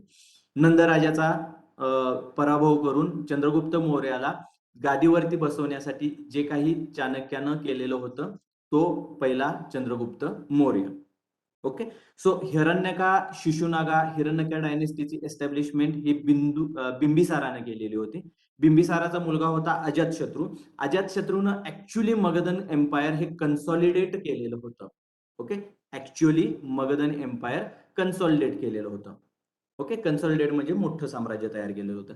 आणि ह्या अजातशत्रूचा सगळ्यात मोठा विकनेस काय होता की अजातशत्रूनं ह्या साम्राज्यासाठी स्वतःच्या वडिलांचा म्हणजे बिंबिसाराचा खून केलेला होता आणि त्याच्यानंतर तो गादीवरती आलेला होता. आणि त्यानं त्याच्यानंतर ज्या इतर ह्या होत्या महाजनपदाज होत्या, म्हणजे ज्या अंगवर जी आपण वत्स्य वगैरे म्हणतो, यांच्याबरोबर आयदर म्हणजे विवाह करून किंवा युद्ध करून, म्हणजे तिथल्या राजाच्या मुलींच्या बरोबर विवाह करून थोडेसे काय म्हणतात लग्नाचे बंध जोडून आणि त्याच्यानंतर territorial expansion on the strength of weapons, म्हणजे त्याच्यावरती त्यानं एक्सपान्शन केलेलं होतं अजातशत्रू आणि त्याच्यानंतरच्या राजाने. शिशुनागा असेल, नंदा असेल, मौर्य असेल. नंदांच्या काळांमध्ये एक वेल एस्टॅब्लिश्ड मौर्यन एम्पायरची आर्मी होती. ओके, 5 डिव्हिजन्स होते आर्मीचे आणि त्या 5 डिव्हिजन मध्ये साधारणतः हे एकूण नंदांची आर्मी होती. आता या वेळी पुन्हा एकदा मी थोडस जॉग्राफीचा तुम्हाला रेफरन्स देऊ इच्छितो. पुन्हा काय आहे की ज्यावेळी मगधन एम्पायरचं तुम्ही साधारणतः स्थान बघाल आणि त्यांची जी राजधानी बघाल, ते सध्याचं जे बिहारमधलं पाटणा शहर आहे, ओके, सध्याचं जे बिहारचं पाटणा शहर आहे त्याचं प्रिव्हियस किंवा एन्शियंट इंडियातलं नेम होतं पाटलीपुत्रा. ओके, या पाटलीपुत्राच्या जागी या मगधन एम्पायर मधल्या राजांची राजधानी होती. ओके, आता त्यावेळेच्या ट्रान्सपोर्टच्या सुविधा पाहता हरप्पन सिव्हिलायझेशनचा जसा समुद्राच्या मार्गे ट्रेड चालत होता, तसा साधारणतः मौर्यन एम्पायरमध्ये फारसा ट्रेड किंवा समुद्रांमधलं ट्रान्सपोर्ट हा जास्त दिसत नाही. Though there was existence of trade and ports, हे मात्र लक्षात असावं. ओके, पण त्या काळांमध्ये साधारणतः ट्रान्सपोर्टच्या सोयी फार कमी होत्या. त्यामुळं भूमीवरती जर ट्रान्सपोर्ट करायचं असेल तर काय, ज्या पायवाटा पडलेल्या असतील त्या, किंवा रिव्हर्स मधनं, जे रिव्हर म्हणजे नदींच्या मधनं जे ट्रान्सपोर्ट असायचं ते चालायचं. मग त्या दृष्टीनं जर तुम्ही पाटणाचं किंवा पाटलीपुत्रचं जर स्थान बघितलं, तर ते पाटलीपुत्रचं स्थान म्हणजे 3 नद्यांनी घेरलेलं आहे. एक आहे गंगा, दुसरी आहे गंडक आणि तिसरी आहे सोन नदी. या तिन्ही नदींच्या कॉन्व्हर्जन्स मध्ये हे पाटलीपुत्र किंवा आत्ताचं पाटण हे शहर वसलेलं आहे. आणि त्यामुळे होतं काय की हा एक प्रकारचा नैसर्गिक जलदुर्ग होता. नैसर्गिक जलदुर्ग म्हणजे आता आपण जे जलदुर्ग बघतो, सिंधुदुर्ग असेल, जंजिरा असेल, हे जलदुर्ग आहेत. म्हणजे चारी बाजूनं त्यांना पाण्यानं वेढलेलं आहे. त्यामुळे तिथं जर जायचं असेल तर तुम्ही पायी पायी चालत जाऊ शकत नाही. तुम्हाला नावेचा किंवा इतर गोष्टींचा, तराफ्यांचा आधार घ्यावा लागेल. आणि हे थोडंसं एन्शियंटच्या काळामधल्या कंटेक्सचा विचार करून थोडासा अभ्यास करायचा, हे मात्र लक्षात असू द्या. त्यामुळे ट्रान्सपोर्टच्या सोयी नसताना या काळांमध्ये पाटलीपुत्र सारखी एक चांगलं ठिकाण जे तुमच्या कॅपिटलसाठी आणि तुमच्या सिक्युरिटीसाठी महत्वाचं होतं, ते मिळालेलं होतं मगधन एम्पायरला. त्याच्याबरोबर त्यांची प्रॉक्झिमिटी विथ अमरकंटक आणि छोटा नागपूर प्लॅटो. छोटा नागपूर प्लॅटो म्हणजे काय, ईस्टर्न भागातला जो आपला आत्ताचा ओव्हर म्हणजे खनिजांनी रिच असणारा एक रिजन आहे, जो आपला एक प्लॅटो आहे. तिथला भागाच्या प्रॉक्झिमिटी टू द पाटलीपुत्र होती किंवा मगधन एम्पायरला होती. मग तिथं मेजरली तिथले ओव्हर्स म्हणजे काय, की पुन्हा एकदा आलं लोह खनिज. या लोह खनिजाचाच वापर करून ऍक्च्युली मगधन एम्पायरनं स्टील मेकिंग आणि याच्यामध्ये प्रोफिशियन्सी, या टेक्निकमध्ये प्रोफिशियन्सी प्राप्त केली. त्याच्या साह्यानं विपनरीज तयार केल्या आणि या विपन्सच्या साह्यानं ऍक्च्युली त्यांनी युद्ध करून टेरिटरी गेन केलेली दिसते. ओके, सो मगधन एम्पायरचे जे काही स्ट्रॉंग हे होते, म्हणजे त्यांच्या मागची जी स्ट्रेंथ होती, की त्यांना एक एम्पायर म्हणून खडवायला जी मदत लाभली, ते म्हणजे तिथं असणारे rich resources, fertile land. Okay, जंगल कापून तिथं साधारणतः मैदानी प्रदेश आहे, गाळाचा प्रदेश आहे, त्यामुळे चांगले ऍग्रिकल्चर होऊ शकतं अशी असणारी भूमी. ओके, ओव्हर रिच लँड म्हणजे खनिजांनी रिच असणारी, समृद्ध असणारी भूमी. ओके, आणि त्याच्याबरोबर सिक्युअर असणाऱ्या, म्हणजे एखादं शहर जर एस्टॅब्लिश झालं तर त्या शहरामध्ये सगळ्यात महत्वाचं काय असतं, एक तुमची कॅपिटल असेल, तिथनं होणारे गव्हर्नमेंट किंवा ऍडमिनिस्ट्रेशन असेल, आणि त्याच्याबरोबर सगळ्यात महत्वाचं असतं ट्रेड. एन्शियंट इंडियामध्ये जे पुन्हा रिसिव्हिलायझेशन चालू झालेलं होतं, हरप्पन सिव्हिलायझेशन नंतर रिसिव्हिलायझेशन वॉज द रॉंग वर्ड, रिअर्बनायझेशन, हे या साधारणतः महाजनपदाच्या काळात झालेलं होतं. मग या सिटीचं ह्या काय होत्या, कॅरेक्टरिस्टिक्स काय होत्या, तर या ज्या सिटीज होत्या त्या मेजरली एकतर कॅपिटल्स असायच्या, अदरवाईज मग ट्रेड रूटवर असणारं एखादं ठिकाण असायचं, की ज्या ठिकाणी साधारणतः हे व्यापारी वगैरे थांबलेले असायचे, विश्रांतीसाठी थांबलेले असायचे. अशा सिटीज इथं पुन्हा डेव्हलप व्हायला लागल्या. त्यामुळं it is like a reurbanised history. इथनं पुढे तुम्हाला साधारणतः शहरं आणि गावं यांच्यामध्ये असणारा ट्रेड, ओके, शहरांचा इम्पॉर्टन्स हा दिसतो. आता याच भागाचा थोडंसं अर्बनायझेशनचा वेगवेगळ्या इतिहासाच्या किंवा हिस्ट्रीच्या वेगवेगळ्या टप्प्यातला जर आढावा घेतला in context of MPSC mains, okay, MPSC राज्यसेवा मेन्स आणि युपीएससी मेन्सच्या दृष्टीनं, तर तुम्हाला वेगवेगळ्या काळांमध्ये वेगवेगळे रिझन्स होते, कारणं होती, की ज्याच्यामुळे तिथं सिटी एस्टॅब्लिश झालेल्या दिसतात. ओके, मग तुम्ही एन्शियंट इंडियामध्ये जर बघितला, मिडिव्हल इंडियामध्ये जर बघितला जर, तर ट्रेड रूट्सवर आणि कॅपिटल असणाऱ्या किंवा पोर्ट्स असणाऱ्या या गावांची सिटीमध्ये कन्व्हर्जन झालेलं दिसतं. कुठल्या कुठल्या, ट्रेड रूटवर असणारी गावं, ओके, कॅपिटल असणारी गावं, राजधानी असणारी गावं, किंवा पोर्ट सिटीज. ओके, ही जिथून ट्रेड हा इम्पॉर्टंट थिंग होता, की ज्याच्यामुळे तुम्हाला मिडिव्हल आणि एन्शियंट मध्ये शहरांचा उदय झालेला दिसतो. ओके, पण जर तुम्ही मॉडर्न इंडियाच्या हिस्ट्रीचा जर विचार केला तर साधारणतः modern India was a history of imperialism. Okay, imperialism म्हणजे काय, साम्राज्यवाद. ह्या साम्राज्यवादाची हिस्ट्री होती. त्यामुळे अर्बन हिस्ट्री जी साधारणतः मॉडर्न इंडिया मधली होती त्याच्यामध्ये कॉज जे होते ते डिफरंट होते. हरप्पन सिव्हिलायझेशन मध्ये कसं होतं, ट्रेड ज्या ज्या गावातून चालायचा तिथून तिथं ती शहरं तयार व्हायची. आणि त्याच्याबरोबर जे प्रोडक्शन हाऊसेस होते, म्हणजे जे स्टेअरटाईटचे बीड्स तयार केले जायचे किंवा वेगवेगळी खेळणी तयार केली जायचे, वेगवेगळ्या पुतळे तयार केले जायचे, स्कल्पचर्स तयार केले जायचे, त्यांच्या सिटीज ते प्रोडक्शन हाऊसेस म्हणून काही तिथं अर्बन कॉन्क्लेव्ह तयार झालेले दिसतात. ओके. लॅटरवेदिक काळांमध्ये काय दिसतं की ट्रेड जिथं प्रॉस्परस झालेला आहे किंवा कॅपिटल सिटीज जिथं एस्टॅब्लिश झालेल्या आहेत, जिथं सिक्युरिटी मिळते, ओके, त्या ठिकाणी किंवा गव्हर्नर्स जिथं एस्टॅब्लिश झालेत, म्हणजे मगधन एम्पायर, मोरियन एम्पायरचा ज्यावेळी आपण ऍडमिनिस्ट्रेशनचा अभ्यास करू त्यावेळी तुम्हाला तिथं ऍडमिनिस्ट्रेशनमध्ये प्रोव्हिन्सेस तयार केले जातात. मोरियन एम्पायरमध्ये अशोकानं 5 प्रोव्हिन्सेस तयार केलेले होते. त्या प्रोव्हिन्सियल सिटीज ज्या होत्या त्याही मेनली तुम्हाला एक सिटीज म्हणून उदयास आलेल्या दिसतात. म्हणजे तर गव्हर्नर म्हणून कोण असायचं, तर राजघराण्यातलेच या डायनॅस्टीज मधले जे इम्पॉर्टंट जे व्यक्ती असायचे, म्हणजे येणारे युवराज असतील किंवा इतर इम्पॉर्टंट ज्या व्यक्ती असतील त्या या प्रोव्हिन्सेसचे गव्हर्नर्स म्हणून तिथं असलेले दिसतात. ओके. तर या सिटीज म्हणून उदयास आल्या. मिडीव्हिल मध्ये पुन्हा एकदा काय झालं की मधला जो काळ आहे 7व्या-8व्या शतकांमध्ये तो पुन्हा एकदा एक थोडासा गोंधळाची किंवा यादवीची स्थिती दिसते. म्हणजे छोटी छोटी छोटी एम्पायर्स या इंडियन सबकॉन्टिनेंट मध्ये छोटी छोटी साम्राज्य दिसतात. ओके. पण एक मोठं साम्राज्य साधारणतः एस्टॅब्लिश करायचं कार्य हे अकबरानं केलेलं होतं. मग अकबराच्या काळात पुन्हा एकदा ट्रेड प्रॉस्परस व्हायला लागला. मग त्याच्याबरोबर आर्टिसन्स जे होते, म्हणजे कारागीर जे होते, कामगार नव्हे, कारागीर जे होते, कारागीर म्हणजे काय, ज्यांच्याकडे हस्तकौशल्य आहे आणि त्यांनी हँडीक्राफ्ट तयार करतात किंवा हस्तकौशल्याच्या बळावरती तयार केलेल्या ज्या वस्तू आहेत त्यांच्या जे प्रोडक्शन हाऊसेस होते त्या थोड्याशा सिटीज म्हणून उदयास आलेल्या दिसतात. कॅपिटल सिटीज ज्या होत्या त्या सिटीज एक्सपांड व्हायला लागलेल्या दिसतात. त्याबरोबर या राजांनी म्हणजे या सुलतानांनी काय केलं होतं मिडीव्हिल काळामध्ये की वेगवेगळ्या भागांमध्ये थोडेसे कॅपिटल्स नेण्याचा प्रयत्न केला होता. म्हणजे अकबराच्या काळामध्ये आग्रा ही एक मोठी सिटी म्हणून तयार झालेली होती. किंवा जर तुम्ही येडा तुगलक जो होता मोहम्मद बिन तुगलक, या मोहम्मद तुगलकने देवगिरीला तिथं हे तयार करायचा प्रयत्न केला होता. अशा वेगवेगळ्या सिटीज ज्या आहेत त्या तयार झालेल्या दिसतात. म्हणजे या काळांमध्ये एक फॅक्टर नवीन ऍड झाला जो कारागिरांचा होता. ओके. जे त्यांचे प्रोडक्शन हाऊसेस होते तिथं तयार झाले. त्याचीच सुरुवात साधारणतः मॉडर्न इंडियामध्ये ज्यावेळी होता त्यावेळी मॉडर्न इंडियामध्ये फ्युडिटरीज होत्या ज्या मिडीव्हिल इंडियात तयार झालेल्या होत्या. त्या मिडीव्हिल इंडियामधल्या सामंतशाहीचे जे कुणी रिमिनंट होते, ओके, ते रिमिनंट निघून गेले.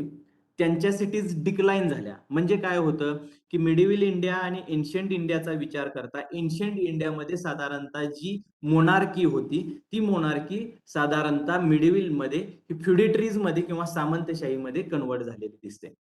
ओके. आता ही कुठल्या काळात तयार झाली, का झाली, याची कारणं काय होती, हे थोडंसं आजच्या आपण 1 वाजेपर्यंतच्या लेक्चरमध्ये थोडासा त्याचा आपण आढावा घेणार आहोतच. ओके. मी सांगतोय urban civilisation in modern India.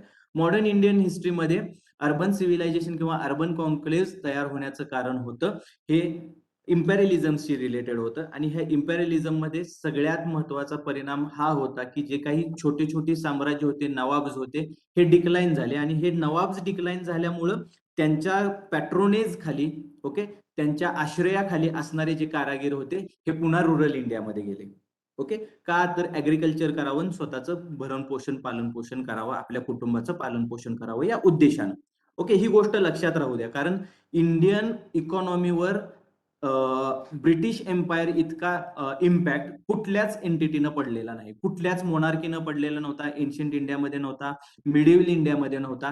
कारण ब्रिटिश इंडियनचं कॅरेक्टरिस्टिक्स काय होतं माहितीये का, मिडीव्हिल इंडियामध्ये आलेले सुलतान किंवा आर्यन्स हे बाहेरून आलेले होते, मिडल ईस्ट मधनं होते किंवा सेंट्रल एशिया मधनं होते. ओके. पण ब्रिटिशर्स जे आलेले होते ते वेस्टर्न वर्ल्ड मधनं आलेले होते.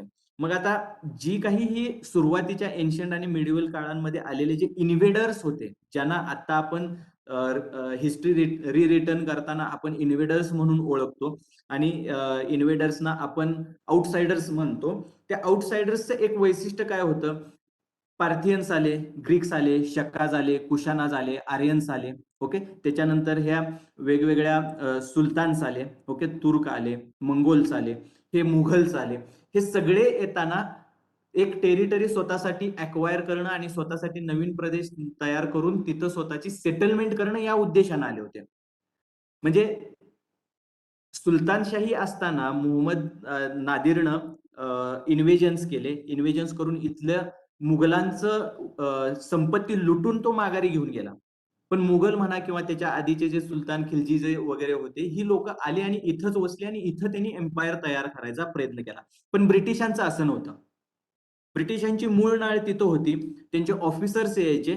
दे were expanding the Indian territory किंवा British Indian territory for Britishers किंवा ब्रिटनसाठी असं होतं. म्हणजे त्यांचं काय मूळ हेतू होता की रिसोर्स फुल लँड अक्वायर करणं, तिथनं नॅचरल रिसोर्सेस घेणं, त्याचा ट्रेड करणं, त्यातून पैसा मिळवणं आणि आपलं जे सायंटिफिक रिव्हॉल्युशन झालेलं होतं त्याला हातभार लावणं आणि पर्सनल प्रॉस्परिटी हा तर एक प्रत्येक याच्या मागचा भाग असतो. त्यामुळे ब्रिटिशर्स हे कायम आउटसाइडर्स राहिले. म्हणजे 1947 नंतर कुठलाही ब्रिटिश ऑफिसर हा भारतात राहिला असं तुम्हाला दिसणार नाही. देवेर गोन त्यांनी त्यांचा त्यांचा देश निवडला. का निवडला? कारण त्यांची सुरुवातीपासूनच इथं जो येण्याचा उद्देश होता तो वेगळा होता. त्यामुळे मुघलांच्या इरामध्ये किंवा मुघलांच्या काळामध्ये जे नवाब तयार झालेले होते, या नवाबांनी तिथं कारागिरांना वेगवेगळ्या विद्वानांना आश्रय दिलेला होता. तसा प्रकार ब्रिटिशांच्या काळात घडलेला दिसत नाही. एकूण हिस्ट्रीचा विचार करता British were always outsiders. Okay. आणि त्यामुळे त्यांनी इथल्या जी कारागिरी होती, इथले जे प्रोडक्शन हाऊसेस होते, इथल्या ज्या फॅक्टरीज होता, ओके, त्यांचं थोडंसं खच्चीकरण करण्याचा प्रयत्न केला आणि या खच्चीकरणाच्या मुळे त्यांनी स्वतःची प्रॉस्परिटी साध्य करू शकले. कोणत्या माध्यमातून? मग त्यांना हवे तसे त्यांनी कमर्शियल ऍग्रिकल्चर चालू केलं. चहाचं, रबराचं किंवा कॉफीचं, त्याच्याबरोबर निळीचं, अशा प्रकारे एक कमर्शियल ऍग्रिकल्चर चालू केलं. त्याच्यानंतर जसं जसं सायंटिफिक रिव्हॉल्युशन व्हायला लागलं तसं इथलं कॉटन स्पेसिफिक तिकडं घेऊन जायचा. तिथले कपडे तिथं कपडे तयार करायचे मँचेस्टर सारख्या मोठ्या सिटीज मध्ये with the help of advance industry आणि ते इथं आणून विकायचं. म्हणजे दे वेअर शिअरली ट्रेडर्स. म्हणजे ते शेवटपर्यंत ट्रेडर्स म्हणूनच ऍक्ट झाले. दो दो दो दे वेअर बिकम रुलर्स. म्हणजे त्यांनी जरी ते रुलर्स बनले, जरी ते राज्यकर्ते बनले, तरी सुद्धा त्यांनी फक्त आपल्या कंट्रीचा आणि तिथल्या ट्रेडचा विचार केला आणि त्या रिस्पेक्टिव्हली इथल्या पॉलिसीज राबवल्या. त्यामुळे या काळांमध्ये अर्बन सिव्हिलायझेशन घडताना किंवा अर्बन सिटीज घडताना या थोड्याशा वेगळ्या प्रकारच्या घडल्या. या कुठल्या पद्धतीनं घडल्या? इथं ट्रेड रूट्स हा जास्त महत्वाचा पार्ट आला नाही. इथं आलं ते टेक्नॉलॉजिकल ऍडव्हान्समेंट. ओके. मग त्याच्यामध्ये मुंबई सारखी नवीन सिटी 1688 नंतर तयार झालेली दिसते. ही सिटी पोर्ट सिटी म्हणून तयार झालेली दिसते. त्याच्यानंतर सुरत असेल. सुरत पूर्वीपासून होती, पण सुरतच्या आजूबाजूच्या ज्या छोट्या छोट्या सिटीज किंवा फोर्ट्स तयार झाले, चेन्नई सारखी सिटी असेल, कोलकाता सारखी सिटी असेल, या सिटीज ज्या तयार झाल्या ह्या ट्रेडर पॉइंट म्हणून किंवा तिथं येणारा रॉ मटेरियलचा एक पॉइंट म्हणून तयार झाल्या. त्या रूटवरच्या ज्या सिटीज होत्या त्या थोड्याशा डिक्लाइन झालेल्या दिसतात. त्यामुळं साधारणतः दिल्लीचं जे असणारं महत्व आहे, हे दिल्लीचं महत्व या काळात कमी झालेलं दिसतं. आग्र्याचं महत्व कमी झालेलं दिसतं. आणि त्याच्यानंतर सगळ्यात महत्वाचं एक मेजर एंटिटी होती की ज्याच्यामुळे अर्बन सिटीज किंवा अर्बन कॉन्क्लेव्ह तयार झाले ब्रिटिश इरामध्ये, ते म्हणजे होते कॅम्प्स.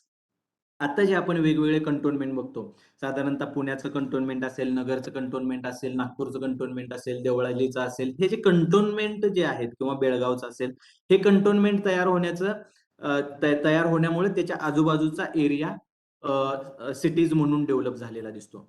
आर्टिसन्स किंवा हँडीक्राफ्ट्स मध्ये तयार प्रोडक्शन हाऊसेस मुळे असलेल्या ज्या मिडिव्हिलच्या काळातल्या ज्या सिटीज होत्या त्या या काळात डिक्लाइनिंगला लागल्या किंवा जे फ्युडिटरीज किंवा सामंत राहणारी शहरं होती त्यांचं डिक्लाइनिंग झाल्यामुळं त्याच्यानंतरच्या सिटीज ही डिक्लाइन झालेल्या दिसतात. या गोष्टी कायम ध्यानात ठेवा. ओके. त्याच्यानंतर आणखी कुठले फॅक्टर्स होते की ब्रिटिश इंडियामध्ये अर्बन सिव्हिलायझेशन किंवा अर्बन कॉन्क्लेव्ह तयार व्हायला सहाय्य मिळालं? तर टेक्नॉलॉजिकल ऍडव्हान्समेंट म्हणजे टेलिग्राफ असेल, ओके, रेल्वे असेल, ओके, रोड्स असतील, या सगळ्या गोष्टी होत्या की ज्याच्यामुळं मेजर सिटीज तयार झाल्या. मग ह्या सिटीज तयार होताना मेन काय होतं की ब्रिटिशांना हवं होतं raw material, agriculture raw material. ते ऍग्रिकल्चर रॉ मटेरियल आजूबाजूच्या एरियातून तयार करायचं, एकत्र कुठंतरी करायचं, तिथून मग साधारणतः रेल्वेच्या साह्यानं, रोडच्या साह्यानं वाहतूक करायची. मग हे जे रेल्वेची जे स्थानकं होती ती साधारणतः तयार झालेली दिसतात. ओके. जुन्या काळात आणखी एक फॅक्टर होता एन्शियंट किंवा मिडिव्हल इंडियामध्ये, एक फॅक्टर आणखी एक होता. धार्मिक स्थळ जे होते तिथं साधारणतः अर्बन कॉन्क्लेव्ह तयार झालेले दिसतात. म्हणजे जर अजमेर असेल, ओके. तंजावर असेल, यासारख्या ज्या सिटी असतील त्या धार्मिक कारणास्तव तयार झालेल्या सिटीज होत्या. पण मॉडर्न इंडियामध्ये त्या सिटीज तशा पद्धतीच्या जास्त फॉर्म झालेल्या दिसत नाहीत रिलिजन बेसवर. ओके. सो ह्या थोड्याशा जो लाईन ऑफ ट्रान्झिशन किंवा बदलणारा जो काळ आहे याच्या अनुषंगाने ह्या थोड्याशा विषयाचा, अर्बनायझेशन या विषयाचा थोडासा आपण गोषवारा घेतला. ओके.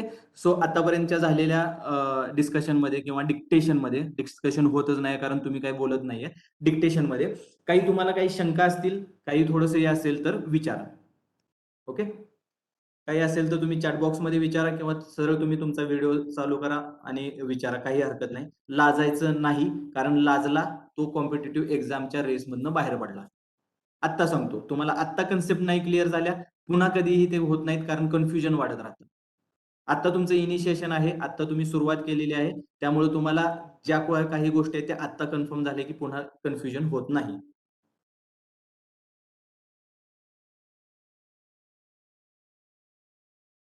काही डाऊट्स असतील तर प्लीज.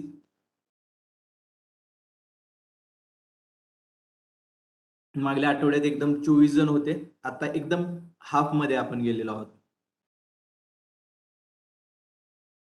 जे कोणी आहेत 8-10 जण आणि ज्यांना कोणाला प्रश्न विचारायचा आहे, जे कोणी मोठ्या स्क्रीनवरती लेक्चर पाहतायत त्यांनीही डायरेक्टली प्रश्न विचारू शकता.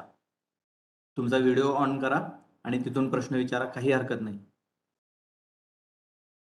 Please, I am begging because की तुम्हाला त्याचा उपयोग व्हावा. कन्फ्युजन वाढला असेल तर तसंही सांगा की काही गोष्टींचं कन्फ्युजन वाढतंय तुमच्या सांगण्यामुळे, तसंही चालेल. आपल्याला फक्त इनपुट हवेत की जेणेकरून लेक्चर आणि थोडंसं प्रोडक्टिव्ह व्हावं.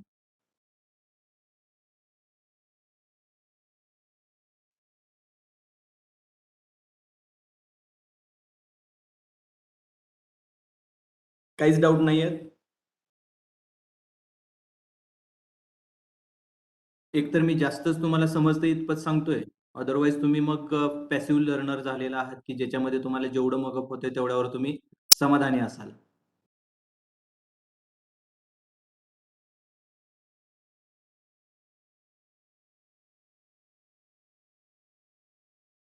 ऑल पाटील्स, गोडे, राऊत, तहसील कार्यालयात बसलेले वेगळे वेगळे विद्यार्थी कुठल्याही असतील, काहीच डाऊट नाही आहेत का तुम्हाला?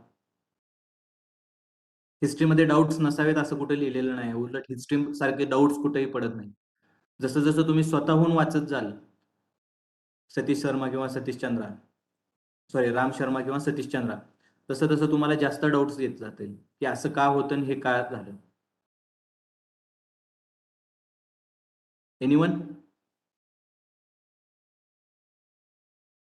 Anyone?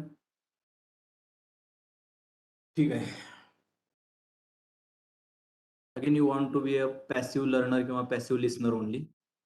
I think you are attending a kirtan, which is a form of mythological telling in medieval India. Okay. कीर्तनाचा उदय हा मिडिवल इंडियातला आहे, मिडिवल काळातला आहे, साधारणतः 10वे ते 11व्या शतकापासून. ओके. त्यामुळे तुम्ही बरेच भक्तिभावानं मिडिवल वाचलेलं दिसतंय. ठीक आहे. आपण अर्बनायझेशनचा विचार करत होतो. अर्बनायझेशनचा विचार आपला सुरुवात झाली होती महाजनपदापासून. ओके. महाजनपदाच्या आधी आपण Harappan civilisation, rural civilisation of Vedic civilisation हे थोडंसं पाहिलं होतं. ओके. महाजनपदामध्ये पुन्हा रिअर्बनायझेशन का झालं आणि ते पुढेच कसं चेंज होत गेलं हे मी तुम्हाला एका दमात आता थोडंसं सांगण्याचा प्रयत्न केलेला आहे. ठीक आहे. आता थोडंसं आपण पुढे जाऊया. मोरियन एम्पायर मध्ये मी इम्पॉर्टंट टेकअवेज म्हणून 9व्या स्लाइडमध्ये लिहिलेले आहे. ओके. त्यामधले काही इम्पॉर्टंट काय आहेत? Existence of banking system, punchmarked coins, Megasthenes in his Indica has mention 7 caste in Mauryan society आणि 5 प्रोव्हिन्सेस. Important takeaways. ओके. आता हे जर वाचलं तर तुम्हाला फक्त एकच वाक्य व्यवस्थित कळून जाईल की एक्झिस्टन्स ऑफ बँकिंग सिस्टीम त्यावेळी काहीतरी होती. ओके. व्हॉट फॉर्म, कशी होती, कशी एस्टॅब्लिश झाली होती किंवा काय काय केलं जात होतं, याचा तुम्हाला, मला वाटत नाही की जास्त काही अर्थ आत्ता काही लागला असेल. ओके. थोडंसं मी त्याचं एक्सप्लेनेशन ह्या 5 पॉइंट्स देतो. एक्झिस्टन्स ऑफ बँकिंग सिस्टीम म्हणजे काय होते. आत्ताची जे एक्झिस्टिंग बँकिंग सिस्टीम आहे, it is called as institutionalised banking system. हे कदाचित काल तुम्ही ज्यावेळी इकॉनॉमिक्स वाचत आहात किंवा इकॉनॉमिक्सचा अभ्यास करत आहात त्यावेळी तुमच्या लक्षात आलं असेल की इट इज इन्स्टिट्यूशनलाइज म्हणजे त्याचं एक इन्स्टिट्यूशन तयार झालेलं आहे. त्याच्यामागे एक कायदा आहे, त्या कायद्याच्या नुसार एक गव्हर्निंग बॉडी आहे. गव्हर्निंग बॉडीच्या नंतर त्याचं डिसाइडिंग कुणीतरी एक रेग्युलेटरिंग बॉडी आहे आरबीआय सारखी आणि त्या आरबीआयच्या अंडर आताची एक्झिस्टिंग बँकिंग सिस्टीम रन होते, चालते. मग त्याच्यामध्ये काही क्वालिटेटिव्ह क्वांटिटेटिव्ह आरबीआयकडे शस्त्र आहेत की ज्याच्यात साह्याने ते बँकिंग सिस्टीमला एकूण रेग्युलेट करायचा प्रयत्न करते. हे थोडंसं इन्स्टिट्यूशनलायझेशन झालं. बट इन मौर्यन इरा इतक्या मोठ्या प्रमाणात एक काहीतरी रुलिंग सिस्टीम असावी किंवा एक मोठ्या प्रमाणात एक रेग्युलेशन सिस्टीम असावी असं काही दिसत नाही. थोडंसं तुम्ही वाचत ज्यावेळी जाल त्यावेळी तुम्हाला हे प्रकर्षाने निदर्शनास येईल. कारण एक नाहीतरी एक साधं लॉजिक जरी लावलात तरी तुम्हाला हे लक्षात येईल की एवढ्या मोठ्या प्रमाणात इन्स्टिट्यूशनलायझेशन होण्यासाठीचं जे ऍडव्हान्समेंट ऑफ सिव्हिलायझेशन आहे, ऍडव्हान्समेंट ऑफ टेक्नॉलॉजी आहे आणि बाकीच्या गोष्टींचं जे डिमांड आहे, म्हणजे इकॉनॉमी चालते कशावर, डिमांड आणि सप्लाय वरती आहे. तर याचा विचार करता नॉट दॅट मच की तिथं बँकिंग सिस्टीम इन्स्टिट्यूशनलाइज झाली असेल. मग याला दुसरा पर्याय काय होता की नॉन इन्स्टिट्यूशनलायझेशन, जे steel existing in modern era किंवा आजच्या जगातही त्याचं एक्झिस्टन्स आपल्याला दिसतोय. तो कोणत्या फॉर्मॅटमध्ये दिसतोय? सावकारी. ओके, सेटियाज. आता हे सेटियाजचा जो उदय आहे तो आहे या मौर्यन किंवा त्यानंतरच्या पिरियडमध्ये. महाजनपदा झाले, एस्टॅब्लिश झाले आणि त्याच्यानंतर हे सेटियाज वगैरे उदयास आले. हे सेटियाज काय करत होते? ज्यावेळी एखादा ट्रेडर असेल, ओके, त्या ट्रेडर्सना लागणारं जे काही रिक्वायर अमाऊंट असेल किंवा रिक्वायर वेल्थ असेल ती सगळी ऍक्च्युली या ट्रेडर्सना देण्याचं काम हे सेटियाज करत होते. म्हणून जर तुम्ही हेच सेटियाज सिस्टीम किंवा ही जी पर्सनल लोनिंग सिस्टीम असेल किंवा ही जे अनइन्स्टिट्यूशनलाइज किंवा नॉन इन्स्टिट्यूशनलाइज बँकिंग सिस्टीम होती ती साधारणतः बरीच वर्षे भारतामध्ये चालली. मिडिवल इंडियामध्ये हे याच्या साह्याने ही मोठे मोठे प्रॉस्परस सिटीज तयार झालेले दिसतात. म्हणजे जे ट्रेडर हे जे सावकार असायचे आणि हे जे मोठे ट्रेडर्स असायचे यांच्या नावानं सिटीज साधारणतः लॅटर एन्शियंट इंडियाच्या हिस्ट्रीमध्ये आणि मिडिवलच्या सुरुवातीला सुद्धा तयार झालेल्या दिसतात. त्यांनी स्वतःच्या नावाने सिटी वसवलेल्या दिसतात. अर्बनायझेशनचा आणखी एक कॉज. बरं का, ठीक आहे. तर सांगण्याचा उद्देश कसा की या एक्झिस्टिंग बँकिंग सिस्टीम मध्ये हे साधारणतः आत्ताच्या ज्या प्रमाणात जे चलन आहे हे चलन हे वाईड स्केल वरती नव्हतं. चलनाची सुरुवात या काळामध्ये जरूर झालेली आहे. वेदिक काळामध्ये ही झालेली होती. लॅटर वेदिक काळामध्ये, वेदिक काळामध्ये म्हणजे सुरुवातीच्या वेदिक काळामध्ये अजिबात गृहीत धरायचे नाही. लॅटर वेदिक काळामध्ये साधारणतः जे काही स्ट्रक्चरल फॉर्मॅट्स जे दिसतात ते लॅटर वेदिक काळांमध्ये जसे जसे जनपदाज महाजनपदाज तयार व्हायला लागले तसेच तसे ऍडमिनिस्ट्रेशनचे स्ट्रक्चरल फॉर्मॅट तयार झाले. त्यामुळे ज्यावेळी मी वेदिक पिरियड म्हणतोय त्यावेळी मोस्ट ऑफ दी लॅटर वेदिक पिरियडचा विचार करायचा आहे, एवढं मात्र ध्यानात राहू द्या. ओके, तर हे बँकिंग सिस्टीम जी आहे ही बँकिंग सिस्टीम साधारणतः तयार कशी झाली तर वेगवेगळ्या ट्रेडर्सना लागणाऱ्या किंवा राज्यकर्त्यांना लागणारं जे लोन आहे हे लोन देणारी ठराविक काही घरं असायची, ठराविक काही एंटिटीज पर्सनॅलिटीज असायच्या आणि या पर्सनॅलिटीजच्या माध्यमातून हे लोन दिलं जायचं. मग या काळात खालचा 2 नंबरचा पॉईंट पंचमार्क कॉइन्स. आता हे पंचमार्क कॉइन्स म्हणजे काय असायचे? पूर्वीचे कॉइन्स आणि आत्ताचे कॉइन्स फार मोठा फरक दिसतो. जर तुम्ही गुगलवर नुसता सर्च जरी मारला तर एन्शियंट इंडियन कॉइन्स म्हणून, ओके, न्यूमॅटॉलॉजी, तर त्याच्यामधला तुम्हाला म्हणजे बेढव आकाराचे किंवा असे काहीतरी शिक्का, सील, आता आपण सील मारल्यानंतर लाख लावले आणि त्याच्यावर सील मारल्यानंतर जसं एखादं सील दिसतं तशा पद्धतीचे तुम्हाला साधारणतः हे दिसतील, कॉइन्स दिसतील. याला म्हणतात पंचमार्क कॉइन्स. म्हणजे एक धातूचा तुकडा, त्या धातूच्या तुकड्यावर मारलेला शिक्का. ओके, या शिक्क्यावरती काय असायचं? कुठल्या राजाचं नाव नसायचं. ओके, फक्त काही राजाचे सिम्बॉल्स असायचे.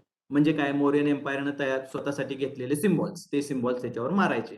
मग त्याच्याबरोबर काही इम्पॉर्टंट त्या सोसायटीमध्ये असणाऱ्या गोष्टी, म्हणजे समजा डायटीज असतील, त्या डायटीजच्या ऐवजी त्यांचं जे काही फॉर्मॅट असायचं, मग एखाद्या जागी मोर असेल, एखाद्या जागी हत्ती असेल, एखाद्या जागी मग एखादा वाघ असेल, गरुड असेल, अशा पद्धतीचे सिम्बॉल्स असायचे. ओके, पण ह्युमन बिईंग फॉर्मॅटमध्ये जे पंचमार्क कॉइन्स आले ते साधारणतः शकाज आणि कुशाणांच्या काळांमध्ये आले. ते येतात पहिल्या दशकात. सॉरी पहिल्या शतकामध्ये. ओके, पहिल्या शतकांमध्ये म्हणजे कसं आपण रिस्पेक्टिव्हली ख्रिस्ताच्या जन्माच्या रिस्पेक्टिव्हली हे सगळ्या ग्रेगोरियन कॅलेंडरच्या रिस्पेक्टिव्हली आपण अभ्यास करतोय, त्यामुळं पहिल्या दशकात. ओके, सो या गोष्टीचा विचार करता आता पंचमार्क कॉइन्स जे मौर्यन काळांमध्ये होते ते साधारणतः वेगवेगळ्या धातूचे होते, काही लीडचे होते, कॉपरचे होते, इवन गोल्ड आणि सिल्वर होते. गोल्डचा वापर अगदी नगण्य प्रमाणात होता. आणि याच बरोबर फक्त गव्हर्नमेंट म्हणजे आता कसं आहे की इश्युइंग ऑथॉरिटी कोण आहे चलनाची, जर तुम्ही नोटांवरती बघितलं तर आरबीआयचे गव्हर्नर असतात. ओके, आणि जर तुम्ही कॉइन्स बघितल्या, कॉइन्स कोणाच्या साह्यानं कोण इश्यू करतं, काल तुमचं लेक्चर आय थिंक झालेलं आहे याच्यावरती, कॉइन कोण इश्यू करतं, एनिवन? अरे असले सोप्या प्रश्नांची तरी उत्तर द्यायचा प्रयत्न करा यार. कोण करत असेल कॉइन्स? कुणी वाचलेलं आहे का? I think you are all are graduates, so you should know about this.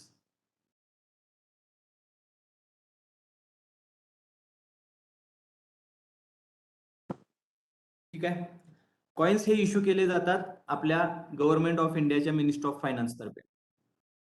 Okay, ही गोष्ट लक्षात ठेवा. आणि नोटा ज्या इश्यू केल्या जातात त्या आरबीआय तर्फे. ओके, सो इश्युइंग ऑथॉरिटी इथं आहे. पण जर एन्शियंट इंडियामधल्या जर इश्युइंग ऑथॉरिटींचा तुम्ही जर विचार केला तर त्या इश्युइंग ऑथॉरिटी मल्टिपल ऑथॉरिटीज होत्या. म्हणजे एखादा सावकार असेल, एखादा ट्रेडर असेल तर तो स्वतःचे शिक्के छापायचा, स्वतःची नाणी छापायचा आणि ती ट्रेडमध्ये असायचं. म्हणजे त्यामध्ये एक युनिव्हर्सलायझेशन नव्हतं. म्हणून मी तुम्हाला वर एक सांगितलेलं, त्या दोन्ही एक टर्म एका खाली एक लिहिलेत, पंचमार्क कॉइन आणि existence of a banking system. म्हणजे याचा अर्थ, आणि या थोड्याशा ज्या काही बँकिंग सिस्टीम मधले जे काही ट्रान्झॅक्शन व्हायचे ते ठराविक काही ठरलेल्या मूल्यांनुसार व्हायचे. मग याच्यासाठी एक कॉमन वजन माप आणि त्याच्यासाठी एक स्टँडर्डायझेशन प्रोव्हाइड करण्याचं काम मात्र हे एम्पायर किंवा ऍडमिनिस्ट्रेशन करायचं, एवढं मात्र ध्यानात राहू द्या. आता हा मेगॅस्थेनिस तिसरा point, Megasthenes in his Indica has mention 7 caste in Mauryan society. आता हे थोडंसं सुरुवातीचे जे 2 पॉईंट बघितले ते आपण इकॉनॉमिक स्टेटस ऑफ मोरियन एम्पायरच्या सिव्हिलायझेशन मधलं पाहिलं. ओके, थोडस त्याच्यानंतरचं जे आहे ते आहे सोशल स्टेटस. आता ह्या सोशल स्टेटस मोरियन एम्पायरचा जर ज्यावेळी विचार करतो त्यावेळी काही गोष्टी लक्षात असू द्या, एक लिंक लक्षात असू द्या. हरप्पन सिव्हिलायझेशन साधारणतः आपण इगॅलिटरियन सोसायटी म्हणायचा प्रयत्न करतो, price based, run by traders, govern by traders, असं आपण ऐकलेलं आहे. म्हणजे मी तुम्हाला मागल्या आठवड्यात सांगितलं. ओके, वेदिक सिव्हिलायझेशन मध्ये थोडंसं सुरुवातीच्या काळांमध्ये गण सभा परिषद यांचा आपण थोडासा विचार केला. लॅटर वेदिक पिरियड मध्ये राजन्स निर्माण झाले, राजन्सनी स्टँडर्डायझेशन केलं आणि मग त्याच्यानंतर आपण गव्हर्न सिटी करायचा प्रयत्न केला किंवा जनपदाच गव्हर्न करायचा प्रयत्न केला. आता ज्यावेळी तुम्ही मोरियन सिव्हिलायझेशन मध्ये येता, ओके, त्यावेळी हे मगधन महाजनपदापासून तयार झालेलं मोरियन एम्पायर होतं. आता ह्या मोरियन एम्पायर मध्ये या काळांमध्ये लोकांना वेगवेगळे नॉर्म्स, लॉज तयार करण्याचे प्रयत्न केले गेले. ओके, म्हणजे या मोरियन एम्पायरच्या काळांमध्ये वेगवेगळ्या स्मृतीज तयार झालेल्या दिसतात आणि ह्या smritis are basically book of law किंवा it can be called as a law books, म्हणजे कायद्यांचे. म्हणून मनुस्मृतीचा जो वारंवार आपण रेफरन्स ऐकतो, ही मनुस्मृती या काळांमध्ये तयार झालेली आहे. ओके, महाजनपदांच्या काळांमध्ये. आणि या मनुस्मृतीनं साधारणतः तुमचे सोशल सेग्रिगेशन आणि तुमचं day to day life rule करायचा प्रयत्न केला. ओके, मग ते मेगास्थेनिसचा जो उल्लेख आहे आणि त्याच्यानंतर त्याच्या इंडिका या पुस्तकाचा उल्लेख आहे आणि त्याच्या पुढे सांगितलेलं आहे की 7 कास्ट इन मोरियन सोसायटी. आता थोडस पुन्हा एकदा आपण बॅकग्राऊंडला जाऊ. कुठल्या? वेदिक, लॅटर वेदिक आणि हरप्पन सिव्हिलायझेशन मध्ये. हरप्पन सिव्हिलायझेशन मध्ये वर्णा सिस्टीम नव्हती. वेदिक सिव्हिलायझेशन मध्ये वर्णा सिस्टीमचा एक्झिस्टन्स किंवा राईज झाला आणि लॅटर वेदिक सिव्हिलायझेशन मध्ये त्याचं कन्सॉलिडेशन झालं. आणि त्याच्यानंतरच्या जेवढ्या सिव्हिलायझेशन एम्पायर्स आणि त्याच्यानंतरचे जेवढी काही सोसायटी आहे त्याच्यामध्ये या वेदिक सिव्हिलायझेशन ह्या मोर रिजिड बनत गेल्या. काय काय म्हटलं लक्षात घ्या. हरप्पन सिव्हिलायझेशन इगॅलिटरियन सोसायटी असं आपण म्हणू शकतो. ऋग्वेदिक सोसायटी, वर्णा सिस्टीमची सुरुवात झाली, but still there is a existence of egalitarian factors. Okay, later Vedic मध्ये जी वर्ण सिस्टीम आहे ती साधारणतः कन्सॉलिडेट झाली, म्हणजे त्याच्यामध्ये एक काहीतरी एक बेसिक फॉर्मॅट तयार झाला आणि त्या फॉर्मॅटमध्ये बर्थ बेस कडनं प्रोफेशन बेस कडून बर्थ बेस कडे गेलो. म्हणजे अर्ली वेदिक सिव्हिलायझेशन कडनं लॅटर वेदिक सिव्हिलायझेशन कडे जाताना प्रोफेशन कडून बर्थ बेस कडे गेलो. ओके, तीच ज्यावेळी आपण मौर्यन एम्पायरच्या काळांमध्ये पाहू, मौर्यन एम्पायरच्या काळांमध्ये पाहू, महाजनपदाच्या काळामध्ये पाहू, त्याच्यानंतर साधारणतः गुप्ताज, शकाज, कुशानाज, हर्षाज पर्यंत पाहू, त्यामध्ये ही वर्ण सिस्टीम रिजिड झालेली दिसते. रिजिड म्हणजे मी मागल्या वेळी सांगितलेला शब्द येतो मोबिलिटी. मोबिलिटी म्हणजे एका लेअर मधनं दुसऱ्या लेअर मध्ये जाणं, हे थोडंसं अशक्यप्राय बनत गेलं. आणि त्याच्याबरोबर मनुस्मृती किंवा यासारख्या वेगवेगळ्या स्मृतीजनी आणि वेगवेगळ्या एम्पायरने तयार केलेल्या नॉर्म्स मुळे यामधली मोबिलिटी तर रिड्यूस झालीच, त्याच्याबरोबर त्यांचं एकूण आवाका हा बाउंड्रीजनी हे झाला, बाउंड झाला. ओके, मग याच्या संबंधी बोलताना मेगास्थेनीज हा ग्रीक मधनं आलेला, ओके, वेस्टर्न वर्ल्ड मधनं आलेला एक प्रवासी होता. त्यानं चंद्रगुप्ता मौर्याच्या दरबाराला भेट दिली, तो इथं राहिला, इथल्या सोसायटीचा त्यानं विचार केला. त्यानं सांगताना त्याच्या इंडिका म्हणून हा जो ग्रंथ आहे किंवा इंडिका म्हणून जे त्यानं पुस्तक लिहिलेलं आहे, त्याच्यामध्ये तो म्हणतो की there was existence of a 7 caste. Okay, 7 caste, not 7 varnas, हे लक्षात घ्या. 7 कास्ट, नॉट 7 वर्णाज. आता ज्यावेळी आपण लॅटर वेदिकचा काळ लक्षात घेतो, तिथं वर्णा सिस्टीम आहे. वर्णा सिस्टीम नंतर येते हळूहळू कास्ट सिस्टीम. कास्ट सिस्टीम ही वर्णा सिस्टीमला मोर अँड मोर रिजिड बनवत गेली, आणि ही मोर अँड मोर रिजिड बनत गेलेली वर्णा सिस्टीम पुढं मल्टिपल सबकास्ट मध्ये तयार होत गेली. ओके, आणि याच्यामुळं झालं काय की साधारणतः जे काही थोडस सॅनिटरी वर्क करणारी जी जनता होती, ती थोडीशी अनटचेबल्स म्हणून ह्या एकूण वर्णा सिस्टीम मधून बाहेर गेली. म्हणजे आपण जे बघताना बघतो की वर्णा सिस्टीम 4 आणि त्याच्या खाली एक स्पेशल लेअर हा अनटचेबल्सचा 5वा. ओके, आता याच्या खाली मेगास्थेनीस काय म्हणतो, मेगास्थेनीस न पाहताना थोडीशी हे कास्ट बेस्ड पाहिली. कास्ट बेस्ड पाहिले म्हणजे काय, ह्या ज्या सबकास्ट होत्या आणि वेगवेगळे व्यवसाय करणारे जे व्यावसायिक होते, यांच्या बेसवरती मेगास्थेनीसनं पाहिलेले होते. ओके, त्यामुळे मेगास्थेनीस म्हणतो की there was a existence of 7 caste. UPSC मध्ये डायरेक्ट आलेलं स्टेटमेंट, इंडिकामध्ये 7 कास्टचं त्याने एक्झिस्टन्स मान्य केलेलं आहे. ओके, बट कसं असतं, प्रवाशांनी येऊन तयार केलेलं लिहिलेलं इथं काही असेल आणि तिथली एक्झिस्टिंग जी सोसायटी असेल, याच्यामध्ये थोडासा डिफरन्स आहे, हे मात्र लक्षात असू द्या. कारण मौर्यन एम्पायर मधली ज्यावेळी तिथल्या लिटरेचर मधला तुम्ही जर विचार केलात, तर मौर्यन एम्पायर मधली जी ओव्हरऑल आर्मीची स्ट्रेंथ आहे, ती साधारणतः एक 50-60 लाखापर्यंत सांगितली जाते. पण मुळातच म्हणजे हे जे सांगण्याची पद्धत आहे, हजारो पायदळ, हजारो घोडदळ या पद्धतीनं करण्यात आलेला आहे. त्यामुळे होतंय कसं की त्याचा अर्थ तसा लक्षात नाही यायचा. या काळामध्ये साधारणतः पॉप्युलेशन मौर्यन एम्पायरच्या अंडर असणारी एक 60 ते 70 मिलियन, म्हणजे 60 ते 70 दशलक्ष, म्हणजे 1 कोटीपेक्षा कमी असण्याची शक्यता आहे. त्यामुळे मौर्यन एम्पायरच्या काळांमध्ये आर्मी जरी म्हटलात तर एक 10% जरी धरला तर एक 5-6 लाखाच्या वरती आर्मी नाही. पण या आर्मीच्या उपयोगानं मौर्यांचा प्रसार, टेरिटरियल एक्सपान्शन मात्र अफगाणिस्तानपर्यंत झालेलं दिसतं. ओके, तर या मेगास्थेनीसच्या काळातल्या आपण सोशल जर कास्टचा, सोशल स्टेटसचा जर हे केला, तर मेगास्थेनीस म्हणतो 7 कास्टचं एक्झिस्टन्स होतं, पण त्यानं वर्णा सिस्टीमला थोडंसं मिसप्लेस्ड केलं आणि वर्णा सिस्टीमलाच त्यानं कास्ट म्हणलेलं आहे. हे थोडंसं ध्यानात असू द्या. त्याच्याबरोबर या कास्ट मधल्या वेगवेगळ्या ज्या काही रचना आहेत, त्याच्यामधला त्यानं थोडासा त्याचाही एक्सप्लेनेशन दिलेला आहे.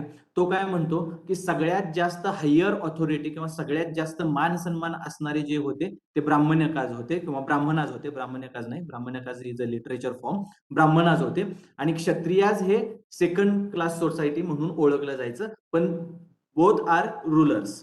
ओके, आता मौर्यन एम्पायरच्या काळांमध्ये जर बघितलं तर मौर्यन एम्पायरच्या सुरुवातीच्या काळांमध्ये मोस्ट ऑफ दी जे काही रूलर्स होते ते ब्राह्मणाज किंवा ब्राह्मणिझम फॉलो करणारे होते.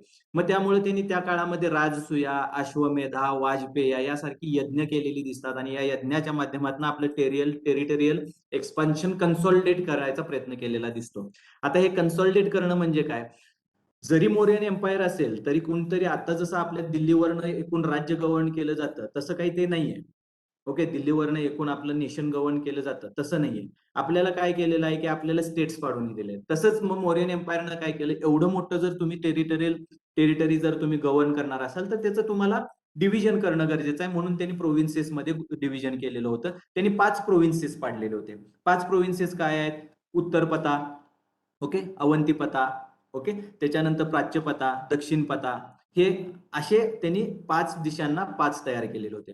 आता यातलं थोडासा दक्षिण पथाचा जास्त आपण थोडासा विचार करूया. उत्तर पथाची राजधानी तक्षशिला होती. अवंती पथाची उज्जैन होती. अवंती पथा म्हणजे साधारणतः आत्ताचा जो आपला माळवा प्लॅटो आहे, जिओग्राफिकल तुम्ही ज्यावेळी विचार करता त्यावेळी माळवा प्लॅटो जो आहे, तो माळवा प्लॅटो मध्ये असणारं उज्जैन शहर आणि त्या उज्जैन शहराचा आसपासचा प्रदेश हा अवंती पथा म्हणून ओळखला जायचं. तिथल्या राज्याला अवंती महाजनपदा होतं तिथं. ओके, ईस्टर्नचं जे होतं ते प्राच्यपथा होतं. त्याची तोशाली राजधानी होती. आता साधारणतः मगधन एम्पायर सेंट्रलला जर मांडला तर त्याच्या ईस्टर्नला जा. आपल्या आत्ताच्या एक्झिस्टिंग ईस्टर्नला जाऊ नका. त्यावेळच्या बांगलादेश, आत्ताचा जो बांगलादेश आहे त्याचा भाग आणि आसामचा खोऱ्यांचा प्रदेश ब्रह्मपुत्रेचा, तो लक्षात घ्यायचा. एवढं लक्षात ठेवा. नाहीतर पुन्हा एकदा तुम्ही बिहार, बंगाल याच्यामध्ये अडकून जाल आपला पूर्व भाग म्हणलं की. कारण आत्ताच्या ऍडमिनिस्ट्रेशनच्या दृष्टीनं जे युपीएससीची कॅडर पडलेले आहेत, 5 कॅडर पडलेले आहेत, त्यातला ईस्टर्न कॅडर जे आहे त्याच्यामध्ये वेस्ट बेंगॉल वगैरे येतात. ओके, वेस्ट बेंगॉल, बिहार आणि हे ओरिसा वगैरे हे 4-5 राज्य येतात. त्यामुळे त्याच्या दृष्टीने विचार नाही करायचा. तो विचार करताना मगधन एम्पायरच्या पाटलीपुत्र ह्या कॅपिटलच्या दृष्टीने विचार करायचा. मग तो येतो आसाम आणि बंगालचा, आता जो बांगलादेशचा प्रदेश आहे तो साधारणतः. ओके, त्याचा विचार करायचा. लक्षात येते. दक्षिण पथा, दक्षिण पथाचं राजधानी होती सुरानगरी आणि सेंट्रल म्हणजे पाटलीपुत्र. ऑब्विस आहे, कारण सेंट्रल मगधन एम्पायरचं सेंट्रल कॅपिटल ते होतं. आता दक्षिण पथाचा विचार करताना दक्षिण पथा म्हणायचं काय आणि कुणाला, या थोड्या गोष्टींचा आता थोडासा मी आढावा घेतो. पुन्हा आपण स्लाइड 7 वरती जाऊया. ओके, 7 वरती या. ज्यावेळी तुम्हाला मी अस्मका मगाशी सांगितलं, अस्मका महाजनपथा, it is a part of a Dakshinapatha. It is a part of Dakshinapatha. आता हे दक्षिण पथा आणि तिथं राहणाऱ्या जनता आणि आता आपण आतापर्यंत जी हिस्ट्री बघतोय, एम्पायर्स बघतोय, ते साधारणतः आपण नदन प्लेन मधलं बघतोय. दक्षिणेकडे माणसं नव्हतीच का? दक्षिणेकडे राज्य नव्हतीच का? दक्षिणेकडे सोसायटीज, सिव्हिलायझेशन नव्हत्याच का? हा प्रश्न कदाचित तुम्हाला पडला आहे का किंवा पडला असेल, तर त्याचं उत्तर आता आपण घेऊयात. आत्ता जे आपण दक्षिण पथा म्हणतो, या दक्षिण पथामध्ये आपण मौर्यन एम्पायरच्या रिस्पेक्टिव्हली घेतोय. आता मगधन एम्पायर, तिथं मगधा लिहिलंय. ओके, त्या मगधन एम्पायरचा जो सेंट्रलला आहे तो सेंट्रल पार्ट म्हणजे त्याचं सेंट्रल प्रोव्हिन्सेस होतं 5 प्रोव्हिन्सेस पैकी. आणि अस्मका जो होता किंवा त्याच्या खालचा जो पार्ट आहे तो साधारणतः दक्षिण पथा. अवंती तुम्हाला दिसत असेल, अवंती हे प्राच्य पथा होतं, वेस्टर्न भाग होता. ओके, आणि दक्षिण पथा हा अस्मका. आता हे दक्षिण पथा कुठं ओळखला जातो? पुन्हा जॉग्राफीमध्ये विंध्य आणि सातपुडा पर्वत जर तुम्ही पाहिले असतील, तर विंध्य आणि सातपुडा पर्वताच्या दक्षिणेकडचा भाग हा दक्षिण पथा ओळखला जातो. ओके, आणि साधारणतः इंडियन हिस्ट्रीचा ज्यावेळी आपण अभ्यास करतो त्यावेळी हरप्पन सिव्हिलायझेशन, वेगळ्या वेगळ्या छोट्या सिव्हिलायझेशन ज्या होत्या त्या साधारणतः नॉर्थ दक्षिण पथात होत्या. म्हणजे नॉर्थ दक्षिण पथा कुठला भाग घ्यायचा? नाशिक, जळगाव, औरंगाबाद, बुलढाणा, अगदी गोदावरीच्या खोऱ्यापर्यंतचा भाग तुम्ही साधारणतः दक्षिण पथाच्या उत्तरेकडला भाग लक्षात घेऊ शकता. जिथं तुम्हाला जोरवा संस्कृती मिळते, जिथं तुम्हाला माळवा संस्कृती मिळते.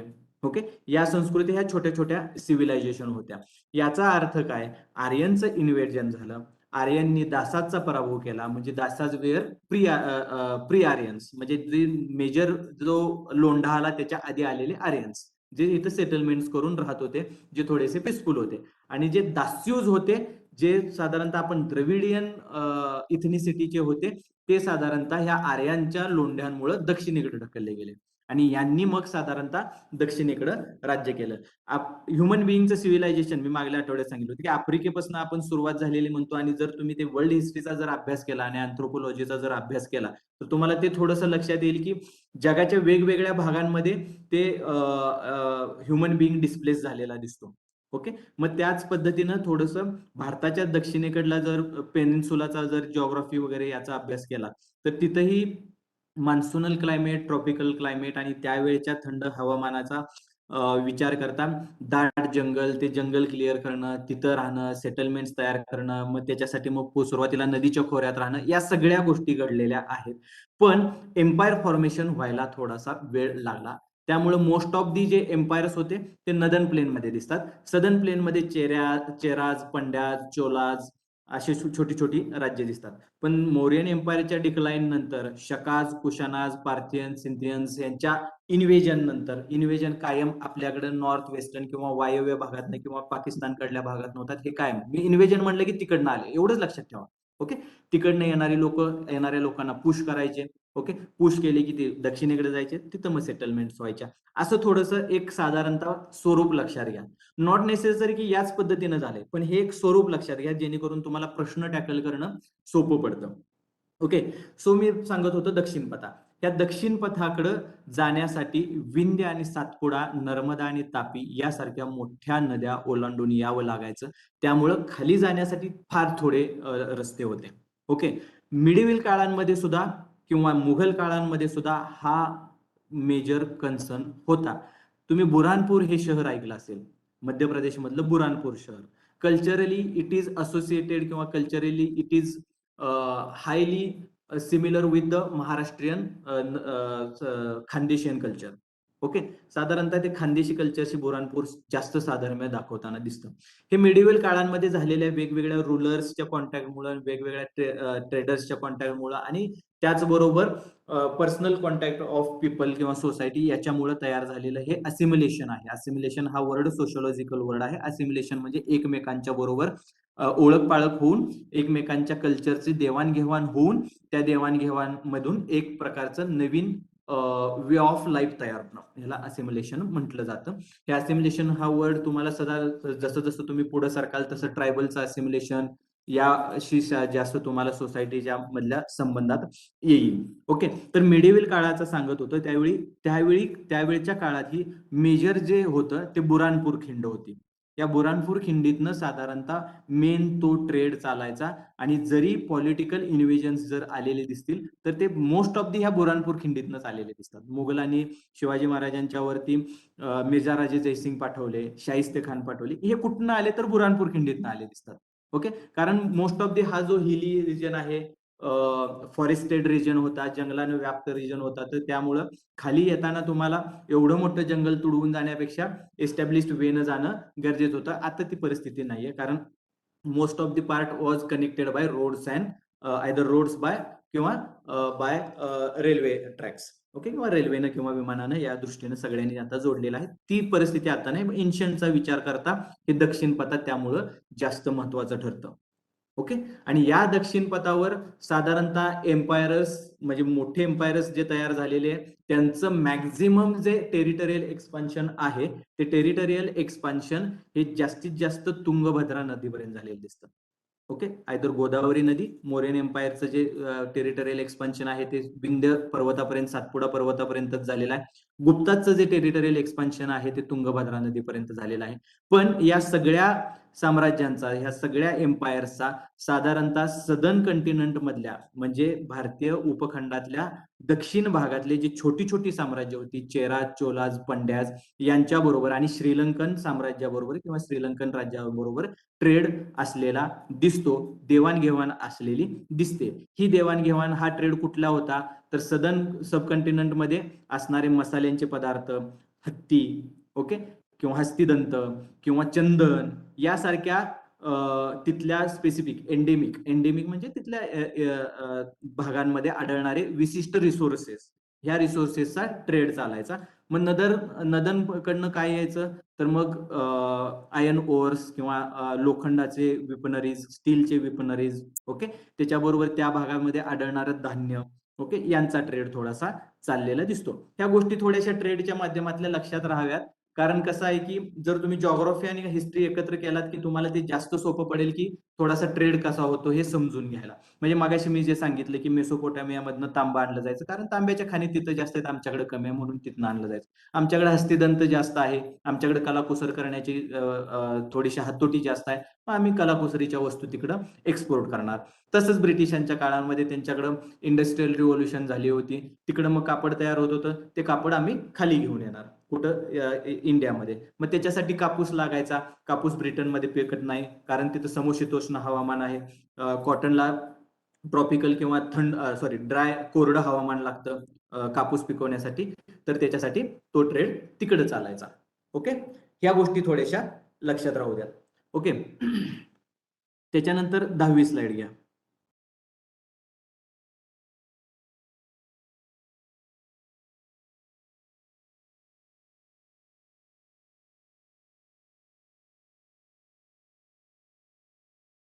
मोरियन ऍडमिनिस्ट्रेशन. आता तुम्हाला कदाचित हा प्रश्न पडला असेल की 5 मार्कासाठी आपण एवढं डिटेल का पाहत निघालोय. जर तुम्ही हिस्ट्री पाहिलीत तर त्या हिस्ट्रीमध्ये तुम्हाला मॉडर्न इंडियावरती बरेचसे प्रश्न आलेले दिसतात. एन्शियंट आणि मिडिवल वरती 5-6 प्रश्न येतात. पण प्रॉब्लेम असा असतो की एन्शियंट आणि मिडिवल हिस्ट्री ही आपण यूज टू नसतो. मॉडर्न इंडियामधलं मोस्ट ऑफ द पार्ट आपल्याला माहिती आहे. ब्रिटिश आले, त्यांनी पाहिलं, त्यांनी जिंकलं, मग त्यांनी दुसऱ्यांना सबऑर्डिनेट केलं. ओके, त्यांनी मग त्यातनं इकॉनॉमिक एक्सप्लॉयटेशन केलं. मग त्याच्यानंतर टिळक आले. ओके, त्याच्या आधी दादाभाई नौरोजी होते, सुरेशचंद्र बॅनर्जी होते, राजा राममोहन रॉय होते. मग वेगवेगळे डलहौसी होता, रिपन होता, मेयो होता. त्याच्यानंतर दुसरे लॉर्ड्स आले किंवा दुसरे व्हाईसरॉयज आले. मग त्याच्यानंतर गांधीजी आले, गांधीजींनी फ्रीडम स्ट्रगल चालवलं, सविनय कायदेभंग झाला, छोडो भारत झालं, भारत देश स्वतंत्र झाला. 200 वर्षाची हिस्ट्री सांगणं आणि 200 वर्षामधल्या हिस्ट्रीमध्ये फार नवीन सांगणं हे तुम्हाला फारसं गरजेचं नाहीये. का नाहीये? कारण तुम्हाला most of the history either तुम्ही लिसनिंगमुळे, तुमच्या ऐकण्यामुळे किंवा डे टू डे लाईफमध्ये तुम्ही एखादा पेपर जरी चाळलात आणि एखादा रेफरन्स जरी आला तर मोस्ट ऑफ द आपल्यावरती जे राज्य इम्पेरियलिझममुळे झालं होतं ते ब्रिटिशांचं मुळे होतं, त्यामुळे तुम्हाला मोस्ट ऑफ द फॅक्टर्स माहिती आहेत. पण एन्शियंट आणि मिडिवलचा पार्ट असा आहे की जो तुम्ही अंडरस्टँडिंग करायला गेलात की वास्ट असल्यामुळे तुम्हाला तो थोडासा जड जाईल, म्हणून थोडासा आपण याच्यावरती जास्त वेळ घालवतोय, हे थोडंसं लक्षात राहू द्या. ओके, ठीक आहे. मी सांगतोय मोरियन ऍडमिनिस्ट्रेशन. आता मी तुम्हाला मागल्या लेक्चरमध्ये सांगितलं होतं, इथनं पुढं कोणी कुणाला हरवलं लक्षात ठेवायचं नाही. कुठल्या राजाचं कुठल्या राजाबरोबर युद्ध जमलं, कुठली राणी होती, कुठल्या राज्यातनं आणली होती, कुणी करून घेतली, काही गरजेचं नाही. It is not necessary in context of your exam point of view. Okay, आता आपल्याला गरजेचं काय आहे, त्यांचं socio economic administration, political structure. Okay, आणि फार फार तर तुम्हाला जर विचार करायचा असेल तर मेन सिटीज.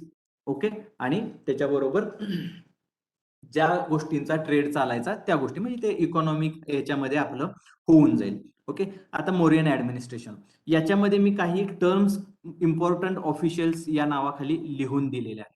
त्या का लिहून दिल्या आहेत सांगतो. युपीएससीचा हा कंटिन्युअस फंड आहे की ते दरवर्षी एखादी टर्म विचारतात, एखादं नॉमेनक्लेचर विचारतात आणि या नॉमेनक्लेचरचा अर्थ काय किंवा या ऑफिशियलचा मेन काम काय, अशा पद्धतीनं प्रश्न दरवर्षी आलेलाच आहे. मोस्ट ऑफ एखाद्या आड वर्षी तरी आलेलाच आहे, 100% येतोच. कधी कधी मग जोड्या जुळवा लावतात, मग त्यात एकच 4 नावं देतात मग चार नावांच्या जोड्या जुळवा. एमपीएससीनं हे हा पॅटर्न थोडासा फॉलो करायला चालू केलाय.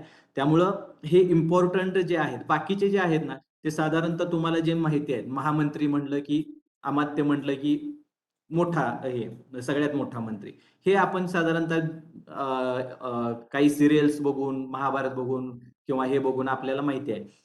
भांडारकर म्हटलं की आपल्याला माहिती की इट इज अ ट्रिजरी. हे थोडंसं कॉमन नॉलेज तुम्हाला इथं उपयोगाला येईल. आणि बाकीचे जे विशिष्ट आहेत ते थोडंसं मी इथं द्यायचा प्रयत्न केलेला आहे की जे साधारणतः continuation of that terms nomenclature होते.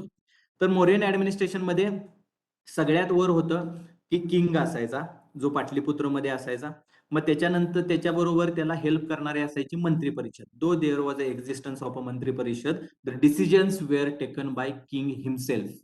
आय एम सेइंग दॅट की though there was a existence of a Mantri Parishad, the decisions were taken by king himself. Okay, they were only advisory council. The Mantri Parishad was only advisory council. So या मंत्री परिषदामध्ये जे निवडले जायचे ते साधारणतः upper class मधले किंवा upper caste मधले निवडले जायचे. ओके, ही गोष्ट कायम ध्यानात ठेवा. अगदी कधीपर्यंत गुप्ताच्या पिरियड नंतर आणि त्याच्यानंतर अगदी सल्तनत येईपर्यंत most of the officials were from Brahmins. Okay, Brahmin varna. आता हे का असायचं? कारण त्या काळांमध्ये असणारं लिटरेचर फॉर्मॅट किंवा त्या काळामध्ये असणारं ज्ञान, नॉलेज गेनिंग याच्यासाठी असणारं परवानगी ही मोस्ट ऑफ दी क्षत्रिय किंवा ब्राह्मणांना होती. मी वर्ण सिस्टीम मगाशी रिजिड जे झाली म्हटलं की नाही आणि मोबिलिटी डिक्लाइन झाली हे जे म्हटलं ते मोबिलिटी म्हणजे ही डिक्लाइन झाली. तुम्ही ज्ञान घ्यायला, तुम्ही वेदांचं अध्ययन करायला त्या काळात साधारणतः मौर्यन काळानंतर थोडीशी परवानगी नाकारली गेली शूद्रांना, वैश्याजना. त्यांनी जुजबी गणिताचं ज्ञान, जुजबी विज्ञानाचं ज्ञान, त्यातलाच एखादा जर मोठा ट्रेडर असेल तर तो मग वैश्य ट्रेडर असेल तर तो मग त्याच्या मुलांना बाळांना स्वतः शिकायचा प्रयत्न करायचा, ही गोष्ट अलहिदा. पण साधारणतः हे शूद्रांना तर या काळांमध्ये ज्ञान घेण्याचे अधिकारच नाकारले गेले. वुमनना पब्लिक प्रेझेन्स मध्ये सोसायटीमध्ये वावरायचे सुद्धा त्याच्यावरती निर्बंध आले. त्याच्याबरोबर वेगवेगळ्या ज्या काही काय म्हणतात डिसॅबिलिटीज असतील. डिसॅबिलिटीज म्हणजे काय की वुमनचं एज्युकेशन मधलं पार्टिसिपेशन, पॉलिटिकल पार्टिसिपेशन हे कमी होत गेलं. आता यात ही थोडी एक गोष्ट लक्षात ठेवायची, जे काही वुमनवरती रेस्ट्रिक्शन असतील ते अप्पर क्लासमध्ये जास्त असलेले दिसतात. जे काही वुमनचं रिस्ट्रिक्शन्स असतील ते अप्पर क्लासमध्ये किंवा अप्पर वर्णाजमध्ये जास्त दिसतात, क्षत्रियाज आणि ब्राह्मणाजमध्ये. वैश्याज, शूद्राजमध्ये त्यांचा स्ट्रगलच हा एक्झिस्टन्ससाठी होता, जगण्यासाठीची धडपड असायची. त्यामुळे जेवढे काही राईट्स किंवा जेवढे काही जगण्यासाठीच्या धडपडीमधलं योगदान मेलचं असायचं किंवा पुरुषांचं असायचं तेवढंच वुमनचंही असायचं. त्यामुळे थोडंसं आपण ज्यावेळी रेस्ट्रिक्शन्स ऑफ वुमन हा विचार करतो की नाही त्यावेळी थोडासा अप्पर वर्णाचाच जास्त विचार करावा, हे मात्र ध्यानात ठेवा. याबरोबर मौर्यन काळामध्ये, लॅटर मौर्यन काळांमध्ये साधारणतः गुप्ताच्या सुरुवातीला ओके आणि शकाज कुशाणांच्या काळांमध्ये मी थोडंसं ओव्हरऑल लाईन सांगतोय. यामध्ये सती प्रथेचा उदय झालेला दिसतो. ओके, सतीप्रथेचा उदय. पहिलं साधारणतः सतीप्रथेचं एक्झिस्टन्स मधलं किंवा त्याचे जे असणारे पुरावे आहेत ते गुप्तांच्या शेवटच्या काळात म्हणजे 300 AD मध्ये तिसऱ्या शतकांमध्ये आढळलेले दिसतात. पण याची सुरुवात किंवा हे रिस्ट्रिक्शन मनुस्मृतीमध्ये एक्सप्लेन केलेले दिसतात. ओके, म्हणजे स्मृतीज मधल्या काही स्मृतीज मध्ये सती प्रथेचं काय म्हणतात उल्लेख केलेला दिसतो. पहिलं उदाहरण मात्र फार नंतरच्या काळात दिसतं. आणि सतीप्रथा ही पुन्हा एकदा अप्पर क्लासमध्ये किंवा अप्पर वर्णाजमध्ये एक्झिस्टन्स असलेली दिसते. ओके, मग साधारणतः मिडिव्हल काळामध्ये गेला तर वुमनच्या साठी असणारी पर्दा सिस्टीम तयार झाली. मग त्यानंतर पर्दा सिस्टीम नंतर सगळ्याच वुमनचं ओव्हरऑलच डिग्रेडेशन झालं. ते नंतर मग मॉडर्न इंडियामध्ये जसं जसं शिक्षण ब्रिटिशांच्या काळामध्ये पर्क्युलेट व्हायला लागलं लोअर स्ट्रॅटामध्ये, तसं तसं मग वुमनचं पार्टिसिपेशन वाढलेलं दिसतं. मग त्याचं लिबरेशन हे साधारणतः 1947 मधल्या आपल्या 1950 मध्ये आपण जे कॉन्स्टिट्यूशन अडॉप्ट केलं त्या कॉन्स्टिट्यूशन मध्ये सगळ्याच वुमनना देण्यात आलेले राईट्स, एकसारखे राईट्स आणि त्याच्यानंतर आलेली फ्री ऍडल्ट फ्रँचायझी म्हणजे सगळ्यांना समान मताधिकार, याच्यामुळं वुमनचं पार्टिसिपेशन आणि वुमनची अपलिफ्टमेंट झालेले दिसते. पण याच्यासाठी साधारणतः 2000 वर्ष जावी लागली. याच्यासाठी साधारणतः 2000 वर्ष जावी लागली. हा 2000 वर्षांचा वुमनचा इतिहास जर बघितला तर डिप्रेशन ओके आणि थोडस त्यांना degradation of their status in society हेच दिसतं. ओके, हे मात्र लक्षात घ्या. आता मी पुन्हा एकदा मौर्यन ऍडमिनिस्ट्रेशन कडे वळतो. त्याच्यामधले फक्त किंग मी तुम्हाला मगाशी सांगितलं तसं 5 प्रोव्हिन्सेस होते. त्या प्रोव्हिन्सेसची नावं आपण त्याच्या हे ज्या बघितल्या कॅपिटल त्या मगाशी पाहिलेल्या आहेत. ओके, त्यातली थोडीशी उत्तरपथाची राजधानी तक्षशिलाचं थोडंसं ध्यानात ठेवा कारण त्याचा रेफरन्स अशोकाच्या काळामध्ये येतो. Ashoka was governor of Takshashila आणि त्या काळामध्ये त्या गव्हर्नर म्हणून केलेल्या कामाचा उपयोग त्याला लॅटर काळामध्ये ज्यावेळी किंग म्हणून किंवा एम्पायर म्हणून समोर आला त्यावेळी फार मोठ्या प्रमाणात झालेला दिसतो. ओके, तर खालचे जे आहेत सन्निदाता, समहर्ता, कुमाराज, प्रादेशिकाज, राजुकाज, गोपा, ग्रामिका आणि नगरका हे साधारणतः फ्रिक्वेंटली विचारलेले ऑफिशियल्स आहेत. तर सन्निदाता आणि समहर्ता याच्यातला सन्निदाता हा चीफ ट्रेझरर ऑफिसर आहे आणि Samaharta the collector of general revenue आहे. ओके. सन्निधाता म्हणजे काय की ज्याच्याकडे ट्रेझरीचे किल्ल्या चाव्या असतात, खजिनदार थोडक्यात. आणि Samaharta the collector general of revenue. याच्यातलं पण कौटिल्य काय म्हणतो की सन्निधातापेक्षा संहर्तानं जर करप्ट प्रॅक्टिसेस केले तर ते राज्यासाठी सगळ्यात जास्त घातक ठरतात, कौटिल्य म्हणतो. का म्हणतो? कारण assessment of land, okay, assessment of land म्हणजे जी जमीन आहे त्या जमिनीचं एकूण साराबंदी जी केली जाते किंवा त्याचं जे सर्वेक्षण केलं जातं ते हे संहर्ता करत होते आणि कलेक्शन ऑफ रेव्हेन्यू हे करत होते. त्याच्यामुळे त्यांनी जर त्याच्यामध्ये चुका केल्या तर तुमचं ओव्हरऑल ट्रेझरी मधले तयार होणारे कलेक्ट होणारा रेव्हेन्यू, कलेक्ट होणारा टॅक्स हा कमी होणार होता. म्हणून संहर्ताचं महत्व कौटिल्याच्या दृष्टीने जास्त आहे. आता कुमाराज जे होते ते व्हाईसरॉय इन्चार्ज ऑफ प्रोव्हिन्सेस, म्हणजे मी 5 प्रोव्हिन्सेस जे सांगितले ते कुमाराज. हे कुमाराज म्हणजे शक्यतो राजकुमारच असायचे, हे मी तुम्हाला आधीच सांगितले. परत प्रादेशिकाज. आता याच्या खाली जे दिलेलं आहे प्रादेशिका, राजुका, गोपा, ग्रामिका आणि नगरका, हे ऍडमिनिस्ट्रेशनच्या दृष्टीनं एकूण एम्पायरचे पाडलेले डिव्हिजन्स आहेत. आता हे डिव्हिजन्स कुठले? एक प्रोव्हिन्स, त्याच्या खाली डिस्ट्रिक्ट, डिस्ट्रिक्टला प्रादेशिकाज म्हणलं जायचं, प्रादेशिकाज गव्हर्न करायचे त्या डिस्ट्रिक्टना, ओके, प्रदेशाज म्हणलं जायचं. Rajukas surveying and assessing the land, हे राजुकाज काय करायचे? सगळी लँड सर्वे करायचे आणि ऍसेस करायचे, मगाशी जे मी सर्वेक्षण जे सांगितलं होतं ते.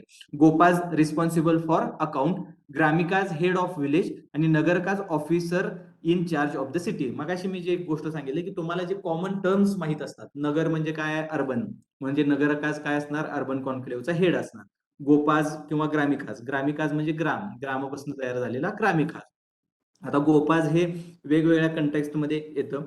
आत्ताचं जे गोपाज आहे जे रिस्पॉन्सिबल फॉर अकाउंट्स, लेखे ठेवणं. लेखे म्हणजे काय की तुम्ही जेवढे काही पैसे खर्च केलेत, जेवढा काही येतोय जातोय त्याचं सगळं ओव्हरऑल सेग्रिगेशन करून त्याचं एक खातेबुक ठेवणं, त्याला गोपाज म्हणतात. ओके. आता पुढं या सगळ्या काळांमध्ये बिंदुसारानं मौर्यन एम्पायर एस्टॅब्लिश केल्यानंतर चंद्रगुप्ताच्या काळामध्ये, मौर्यन एम्पायर एस्टॅब्लिश करण्याचं काम खरं तर चंद्रगुप्त मौर्याचं आहे, पण त्याची जी डायनेस्टी आहे ती बिंदुसारापासून सुरुवात होते आणि अशोका हा सगळ्यात greatest king of Mauryan empire जो होता. ओके. तर अशोकाच्या काळानंतर साधारणतः कुणीही स्ट्रॉंग मौर्यन एम्पायर मधला राजा तयार झाला नाही आणि याच्यामुळे खरं तर मौर्यन एम्पायर याच्यानंतर डिक्लाइन झाला. त्याच्याबरोबर अशोकानं काही ऍडमिनिस्ट्रेटिव्ह डिसिजन्स घेतले होते की ज्याच्यामुळं ऍक्च्युली मौर्यन एम्पायरच्या डिक्लाइन मध्ये हातभारच लागला. ओके. आता हा हातभार लागण्यामागचे वेगवेगळे कारण काय, तर ती मी इथं थोडीशी एकत्र केलेली आहेत. एक होतं की ब्राह्मॅनिकल रिएक्शन, दुसरं होतं की अशोकाज पॅसिफिस्ट पॉलिसी, तिसरं होतं इकॉनॉमिक विकनेस, चौथं होतं ऍडमिनिस्ट्रेटिव्ह विकनेस आणि पाचवं आहे अशोकाज वीक सक्सेसर्स. ओके. थोड्याशा टायपिंग एरर आहेत त्या थोड्या समजून घ्या. ओके. आता मी थोडंसं त्याच्याबद्दल सांगतो. ब्राह्मॅनिकल रिॲक्शन्स. ओके. ब्राह्मॅनिकल रिॲक्शनचा अर्थ काय? आपण जे मागल्या लेक्चरमध्ये जैनिझम बुद्धिझम बघितलं, जे थोडासा आज पार्ट आपण थोडा स्किप केलाय, जो दुपारच्या लेक्चरमध्ये आपण घेऊन साधारणतः आज एन्शियंट इंडियापासून मिडिवल कडे जाणार आहोत. ओके. त्याच्यामधलं अशोकानं सगळ्यात मोठं जे युद्ध केलं होतं आणि एकमेव मोठं युद्ध जर म्हणता येईल ते कलिंगाचं होतं. कलिंगा म्हणजे सध्याचं जे ओरिसा आहे तिथल्या जनतेबरोबर किंवा तिथल्या राजाबरोबर केलेलं युद्ध कलिंगा युद्ध. त्या कलिंगा युद्धानंतर असं लिहिलंय त्याच्या कंटेम्पररी लिटरेचरमध्ये की 1,00,000 माणसं मरून गेली, 1,00,000-1.5 लाख लोक परागंदा झाली म्हणजे पळून गेली. ओके. आणि त्याच्यामुळं अशोकाच्या एकूण वृत्तीमध्ये फरक पडला. त्याला तो व्हायोलन्स असा अंगावरती आला आणि मग त्याच्यानंतर त्यानं ठरवलं की याच्यानंतर युद्ध करायचं नाही. मग आता या गोष्टीचा थोडासा मी सांगितला, हा फर्स्ट पार्ट झाला. आता लॅटर पार्ट काय आहे बघा. लॅटर पार्ट जर बघितला तर अशोकाचं एम्पायर होतं. आता हे एम्पायर कुठनं होतं? अगदी अफगाणिस्तानपासनं इकडं आसामच्या खोऱ्यापर्यंत आणि दक्षिणेकडे साधारणतः ओरिसा आणि गोदावरीच्या खोऱ्यापर्यंत. एवढं मोठं जर एम्पायर असेल आणि एवढं मोठं जर एम्पायर चालवायचं असेल तर without violence how it can be govern, हा एक प्रश्न होता. तर इथं जे दिलेलं आहे तर दुसरं अशोकाज पॅसिफिस्ट पॉलिसी हे जे कारण दिलेलं आहे, त्या अशोकाज पॅसिफिस्ट पॉलिसीमध्येही ऍडमिनिस्ट्रेटिव्ह स्ट्रक्चर हे स्ट्रॉंग बनवलेलं अशोकाचं योगदान आहे. आणि त्याच्याबरोबर त्यानं जे टेरिटरियल एक्सपान्शन केलं हे युद्धाच्या ऐवजी थोडंसं दबाव आणणं किंवा त्याच्याबरोबर मॅरिटल हे लिंकेजेस तयार करणं, म्हणजे इतर राष्ट्रांच्या बरोबर मॅरिटल लिंकेज करणं, त्याच्याबरोबर त्याला आणखी एक सहाय्यभूत झालं ते बुद्धा रिलिजन किंवा बुद्धिस्ट रिलिजन. या तीन फॉर्मच्या साह्यानं त्यानं स्वतःचं टेरिटरियल एक्सपान्शन केलं आणि त्या एकूण टेरिटरीवरती गव्हर्नही केलं.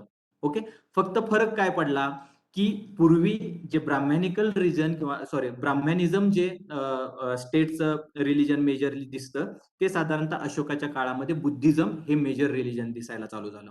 ओके, आणि याच्यामुळं साधारणतः अशोका आणि त्याच्या काळांमध्ये बुद्धिझमचा साधारणतः स्ट्रॉंग होल्ड झालेला दिसतो. अशोकानं वेगवेगळे स्पेशल ऑफिसर्स नेमले बुद्धाच्या बुद्धिझमच्या प्रसारासाठी. त्यामध्ये स्वतःचा मुलगा आणि मुलगी यांनाही त्यांनी मॉन्क्स बनवलं किंवा त्यांनी भिक्षुक बनवून श्रीलंकेमध्ये या बुद्धिझमचा प्रसाराला प्रोत्साहन दिलं, ज्यामुळं आज श्रीलंकेमध्ये मोस्ट ऑफ दी बौद्धिस्ट धर्म दिसतो. त्याच्याबरोबर ईस्टर्न किंवा south east part of the Asia जो आहे म्हणजे मलेशिया, इंडोनेशिया याही भागामध्ये त्यांनी मॉन्क्स पाठवलेले दिसतात. काही मॉन्क्स चायनामध्ये गेले, ते मॉन्क्स हे धर्मप्रसाराबरोबर ते त्याचे डिप्लोमॅट्सही होते. हे थोडंसं ड्युएल पर्पज आहे बरं का सगळं.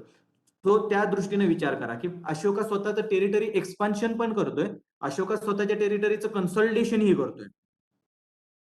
ह्याला सहाय्यभूत काय आहे तर हे बुद्धिझम. ओके, सो अशोकानं कलिंगाच्या युद्धानंतर बुद्धिझम स्वीकारलं, त्या बुद्धिझमचा प्रसार करण्याचा प्रयत्न केला, त्याच्याबरोबर त्याचं टेरिटरियल एक्सपान्शन झालं. यानं सेक्युलर पॉलिसी ठेवली. म्हणजे सेक्युलर काय, secular is a modern term, पण साधारणतः काय होतं की सगळ्या धर्मांना, सगळ्या वेगवेगळ्या सेक्ट्सना त्यानं समान तिथं हे दिलेलं आहे, स्वतःचा से दिलेला आहे किंवा स्वतःचं स्थान दिलेलं आहे.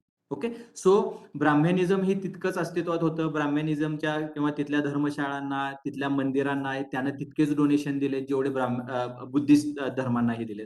ओव्हरऑल त्यानं लोकांना डे टू डे लाईफ मध्ये कसं राहायचं हे सांगण्यासाठी वेगवेगळ्या प्रशस्तीज लिहिलेल्या आहेत किंवा ते तुम्ही मायनर रॉक इडिक्ट्स आणि मेजर रॉक इडिक्ट्स किंवा जे तुम्ही अशोक स्तंभ वगैरे वाचता हे काय आहेत की इडिक्ट्स आहेत किंवा हे शिलालेख आहेत. ओके, याच्यावरती वेगवेगळे भागातल्या लोकांना, तिथल्या लोकांना गाईड करण्यासाठी त्यानं नॉर्म्स आणि व्हॅल्यूज आणि लॉज लिहिलेले आहेत. ओके, मग ते अगदी अफगाणिस्तान पर्यंत पण आढळतात. ओके, ही गोष्ट, ही बाब ध्यानात ठेवा. ओके, या माध्यमातून त्यानं वेगवेगळ्या प्रोव्हिन्सेस वरती आपला होल्ड ठेवला. पण झालं काय की हळूहळू ब्राह्मॅनिझमचं महत्व, या राजानं जर बुद्धिझम फॉलो केलं तर ब्राह्मॅनिझमचं महत्व हळूहळू कमी होणं साहजिक होतं. मग याच्यामुळं बळी प्रथा ज्या होत्या, ज्या वैदिक पिरियडमध्ये निर्माण झालेल्या होत्या, महाजनपदांमध्ये त्या प्रॉस्परस झाल्या होत्या. बळी प्रथा म्हणजे काही यज्ञासाठी दिलेलं दान जे होतं, जे अग्नी डायरेक्ट देवाला पोहोचवतो असं त्याच्या मागचं एक संकल्पना होती, त्या प्रथा कमी झाल्या. आणि त्याच्यामुळे मग ब्राह्मण जे हे होते, क्लास होता, त्यांचा थोडासा ह्या रुलरवरती रोष असणं स्वाभाविक होतं. आणि यामुळं झालं कसं की पहिला जो पॉइंट आहे की ब्राह्मॅनिकल रिॲक्शन. जोपर्यंत अशोकाचं साम्राज्य स्ट्रॉंग होतं, अशोका राजगादीवर होता, तोपर्यंत या ब्राह्मण सोसायटीने किंवा या ब्राह्मॅनिझम फॉलो करणाऱ्या किंवा त्याचे प्राइस वर्ग जो होता त्यांनी फारसा त्याला विरोध केलेला दिसत नाही. त्यांनी असिमिलेशन किंवा जुळवून घेण्याचे प्रयत्न केले. पण जसं जसं अशोकानंतरचे राजे वीक होत गेले, 5वा पॉइंट, वीक सक्सेसर्स जे होते, त्या वीक सक्सेसरच्या काळांमध्ये मात्र त्याच्याच दरबारामध्ये असणारा पुष्यमित्र शुंग हा स्वतः जो ब्राह्मॅनिझम फॉलो करत होता, त्यानं त्या राजाचा पराभव करून मौर्यन साम्राज्याचा एंड केला आणि शुंगा डायनेस्टी एस्टॅब्लिश केली. शुंगा डायनेस्टी एस्टॅब्लिश केल्याबरोबर त्यानं पहिलं काम केलं revivalism of Brahmanism. Okay, revival of Brahmanism. आणि ह्या रिवायवलमुळे, त्या रिवायवलसाठी त्यानं अश्वमेधा, राजसूया, वाजपेयी या प्रकारचे यज्ञ केले. आता फक्त एवढंच लक्षात घ्या, मी तुम्हाला एक गृहपाठ देतो दुपारच्या लेक्चरसाठी. अश्वमेधा, राजसूया आणि वाजपेयी यज्ञ या तिन्ही यज्ञांमधला फरक काय हे तुम्ही मला दुपारच्या लेक्चरमध्ये पहिल्या 5 मिनिटांमध्ये टाईप करून किंवा स्वतः व्हिडिओ ऑन करून सांगायला हवाय, असे माझी विनंती आहे. ओके, आता त्यातला राहिला तिसरा पॉइंट, इकॉनॉमिक विकनेस आणि ऍडमिनिस्ट्रेटिव्ह विकनेसेस. अशोकानं जी ऍडमिनिस्ट्रेटिव्ह सिस्टीम तयार केली होती, ती की administrative system he paid by cash. Okay, म्हणून ह्या काळांमध्ये कुठल्या तरी सामंतांचा, गव्हर्नरचा उदय फारसा झालेला दिसत नाही. गव्हर्नरचा किंवा सामंताचा याचा उदय लक्षात घेताना ही गोष्ट लक्षात घ्या की अशोकानं जे तयार केलेलं ऍडमिनिस्ट्रेटिव्ह स्ट्रक्चर होतं ते त्या प्रोव्हिन्सेसमध्ये एका विशिष्ट अधिकाऱ्याला दिलेली विशिष्ट कार्य होती. त्या अधिकाऱ्यानं तेवढंच कार्य करायचं. रिव्हेन्यू कलेक्ट करणाऱ्यानं रिव्हेन्यू कलेक्ट करायचा, असेसमेंट करणाऱ्यानं असेसमेंट करायची, या पद्धतीनं. ओके, मग याचा सगळ्याचा विचार करता अशोकानं या सगळ्या अधिकाऱ्यांना, अशोकानं आपल्या आर्मीला जे काही आहे ते पेमेंट कॅशमध्ये करायचा प्रयत्न केला किंवा कॅशमध्ये दिलं जायचं. ओके, मग त्यांना काही लॅटर म्हणजे मिडिवल काळामध्ये त्याचा दुसरा फॉर्मॅट काय होता की ज्यावेळी सेंट्रल ऑथॉरिटी वीक असायची, ट्रेझरी थोडीशी वीक असायची, खजिना थोडा वीक असायचा, मग ते काय करायचे की सामंतांना डायरेक्ट लँड द्यायचे.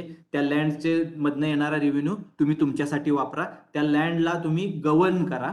ओके, गव्हर्न करा म्हणजे तुम्ही त्याच्यावरती तुमचं ऍडमिनिस्ट्रेटिव्ह एस्टॅब्लिशमेंट स्थापन करा आणि तिथे येणाऱ्या ज्युडिशियरी किंवा तिथे जे काही न्यायदानाची कर्तव्य आहेत तीही करा. म्हणजे सगळे हे जे आहे एक्झिक्युटिव्ह रोल, लेजिस्लेटिव्ह रोल म्हणजे रूल तयार करण्याचा रोल आणि ज्युडिशरी रोल म्हणजे न्यायदानाचा रोल, हे तिन्ही रोल एकाकडे कॉन्व्हर्ज झाले. हे कुठलं वैशिष्ट्य आहे? हे मिडिवल काळातलं वैशिष्ट्य आहे.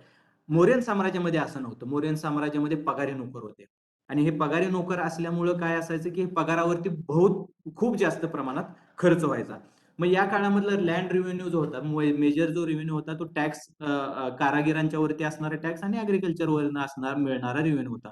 1/6 एकूण अॅग्रिकल्चर प्रोड्यूस असायचं, त्याच्या 1/6 to 1/4 म्हणजे साधारणतः 25% ते 33% आसपासमध्ये तो साधारणतः तुमचा सॉरी 15% ते 25%च्या आसपास तुमचा जो काही रेव्हेन्यू असायचा तो तुमचा ऍग्रिकल्चर प्रोड्यूस मधला घेतला जायचा. कारागिरांच्याकडून टॅक्स घेतला जायचा. त्याचबरोबर तुम्ही तुमचं जे काही मनुष्यबळ आहे ते मनुष्यबळ तुम्ही राजांसाठीही काही दिवस देण्याची तजवीज होती.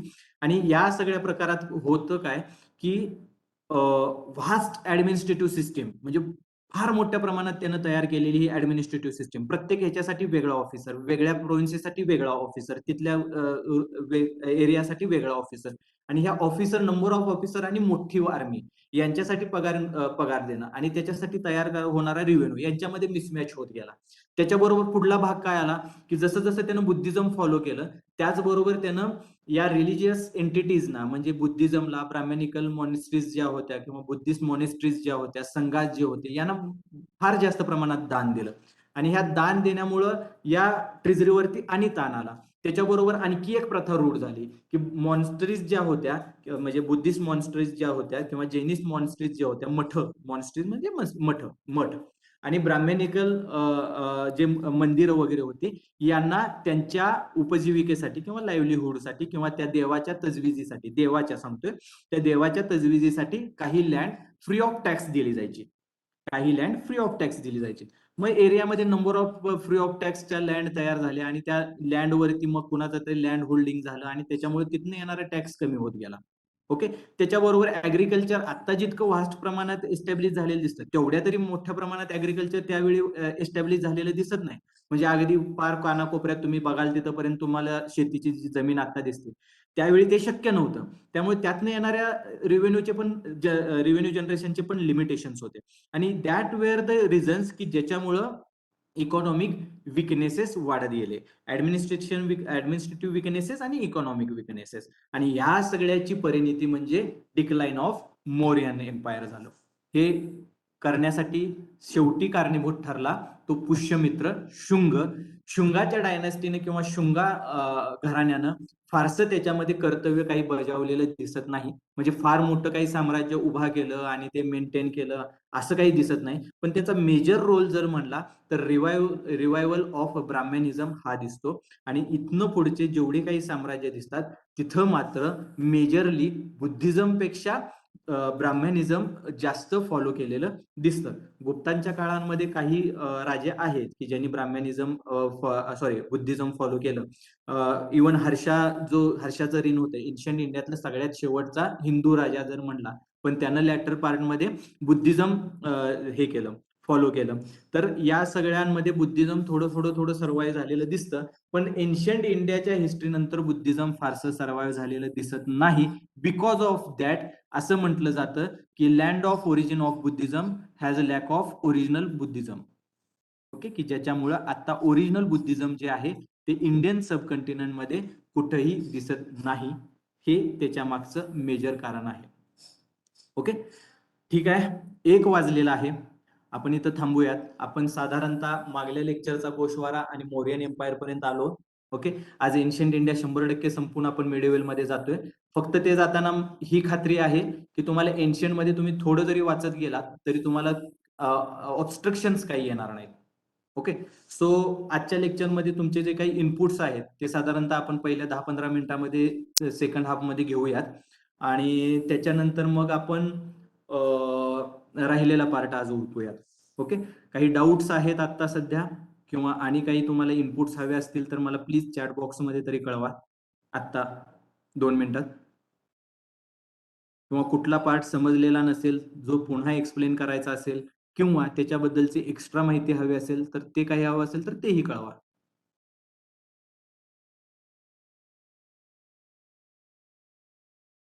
All 11 participants please. नाही, ठीक आहे. अमृता म्हणते नाहीये. हा पार्ट सगळा क्लिअर झालाय Amruta?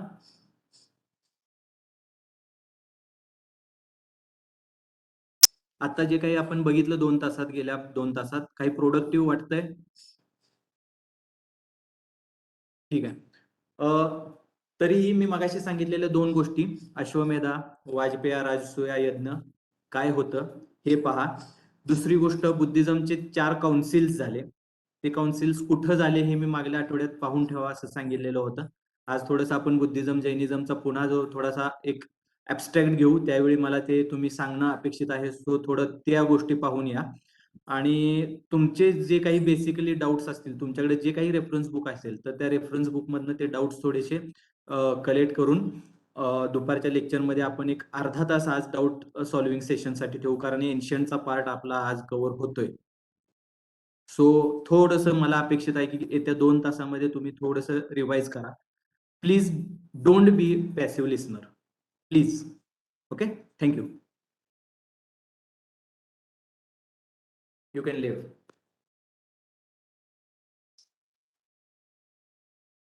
Rakesh sir, are you there? Rakesh sir, हा बोला. 3 वाजता पुन्हा भेटूयात. हो चालेल, ठीक आहे. हा, फक्त सर एवढे इन्शुअर करता येते का बघा, मुलांना थोडंसं इंटरॅक्टिव्ह व्हायला थोडंसं प्रोत्साहन देऊया. होतंय काय की मला इथं इनपुटच मिळत नाहीयेत की नेमकं त्यांना काय हवंय आणि काय नको आहे. Okay okay. हा, मी परीक्षेच्या ओरिएंटेशन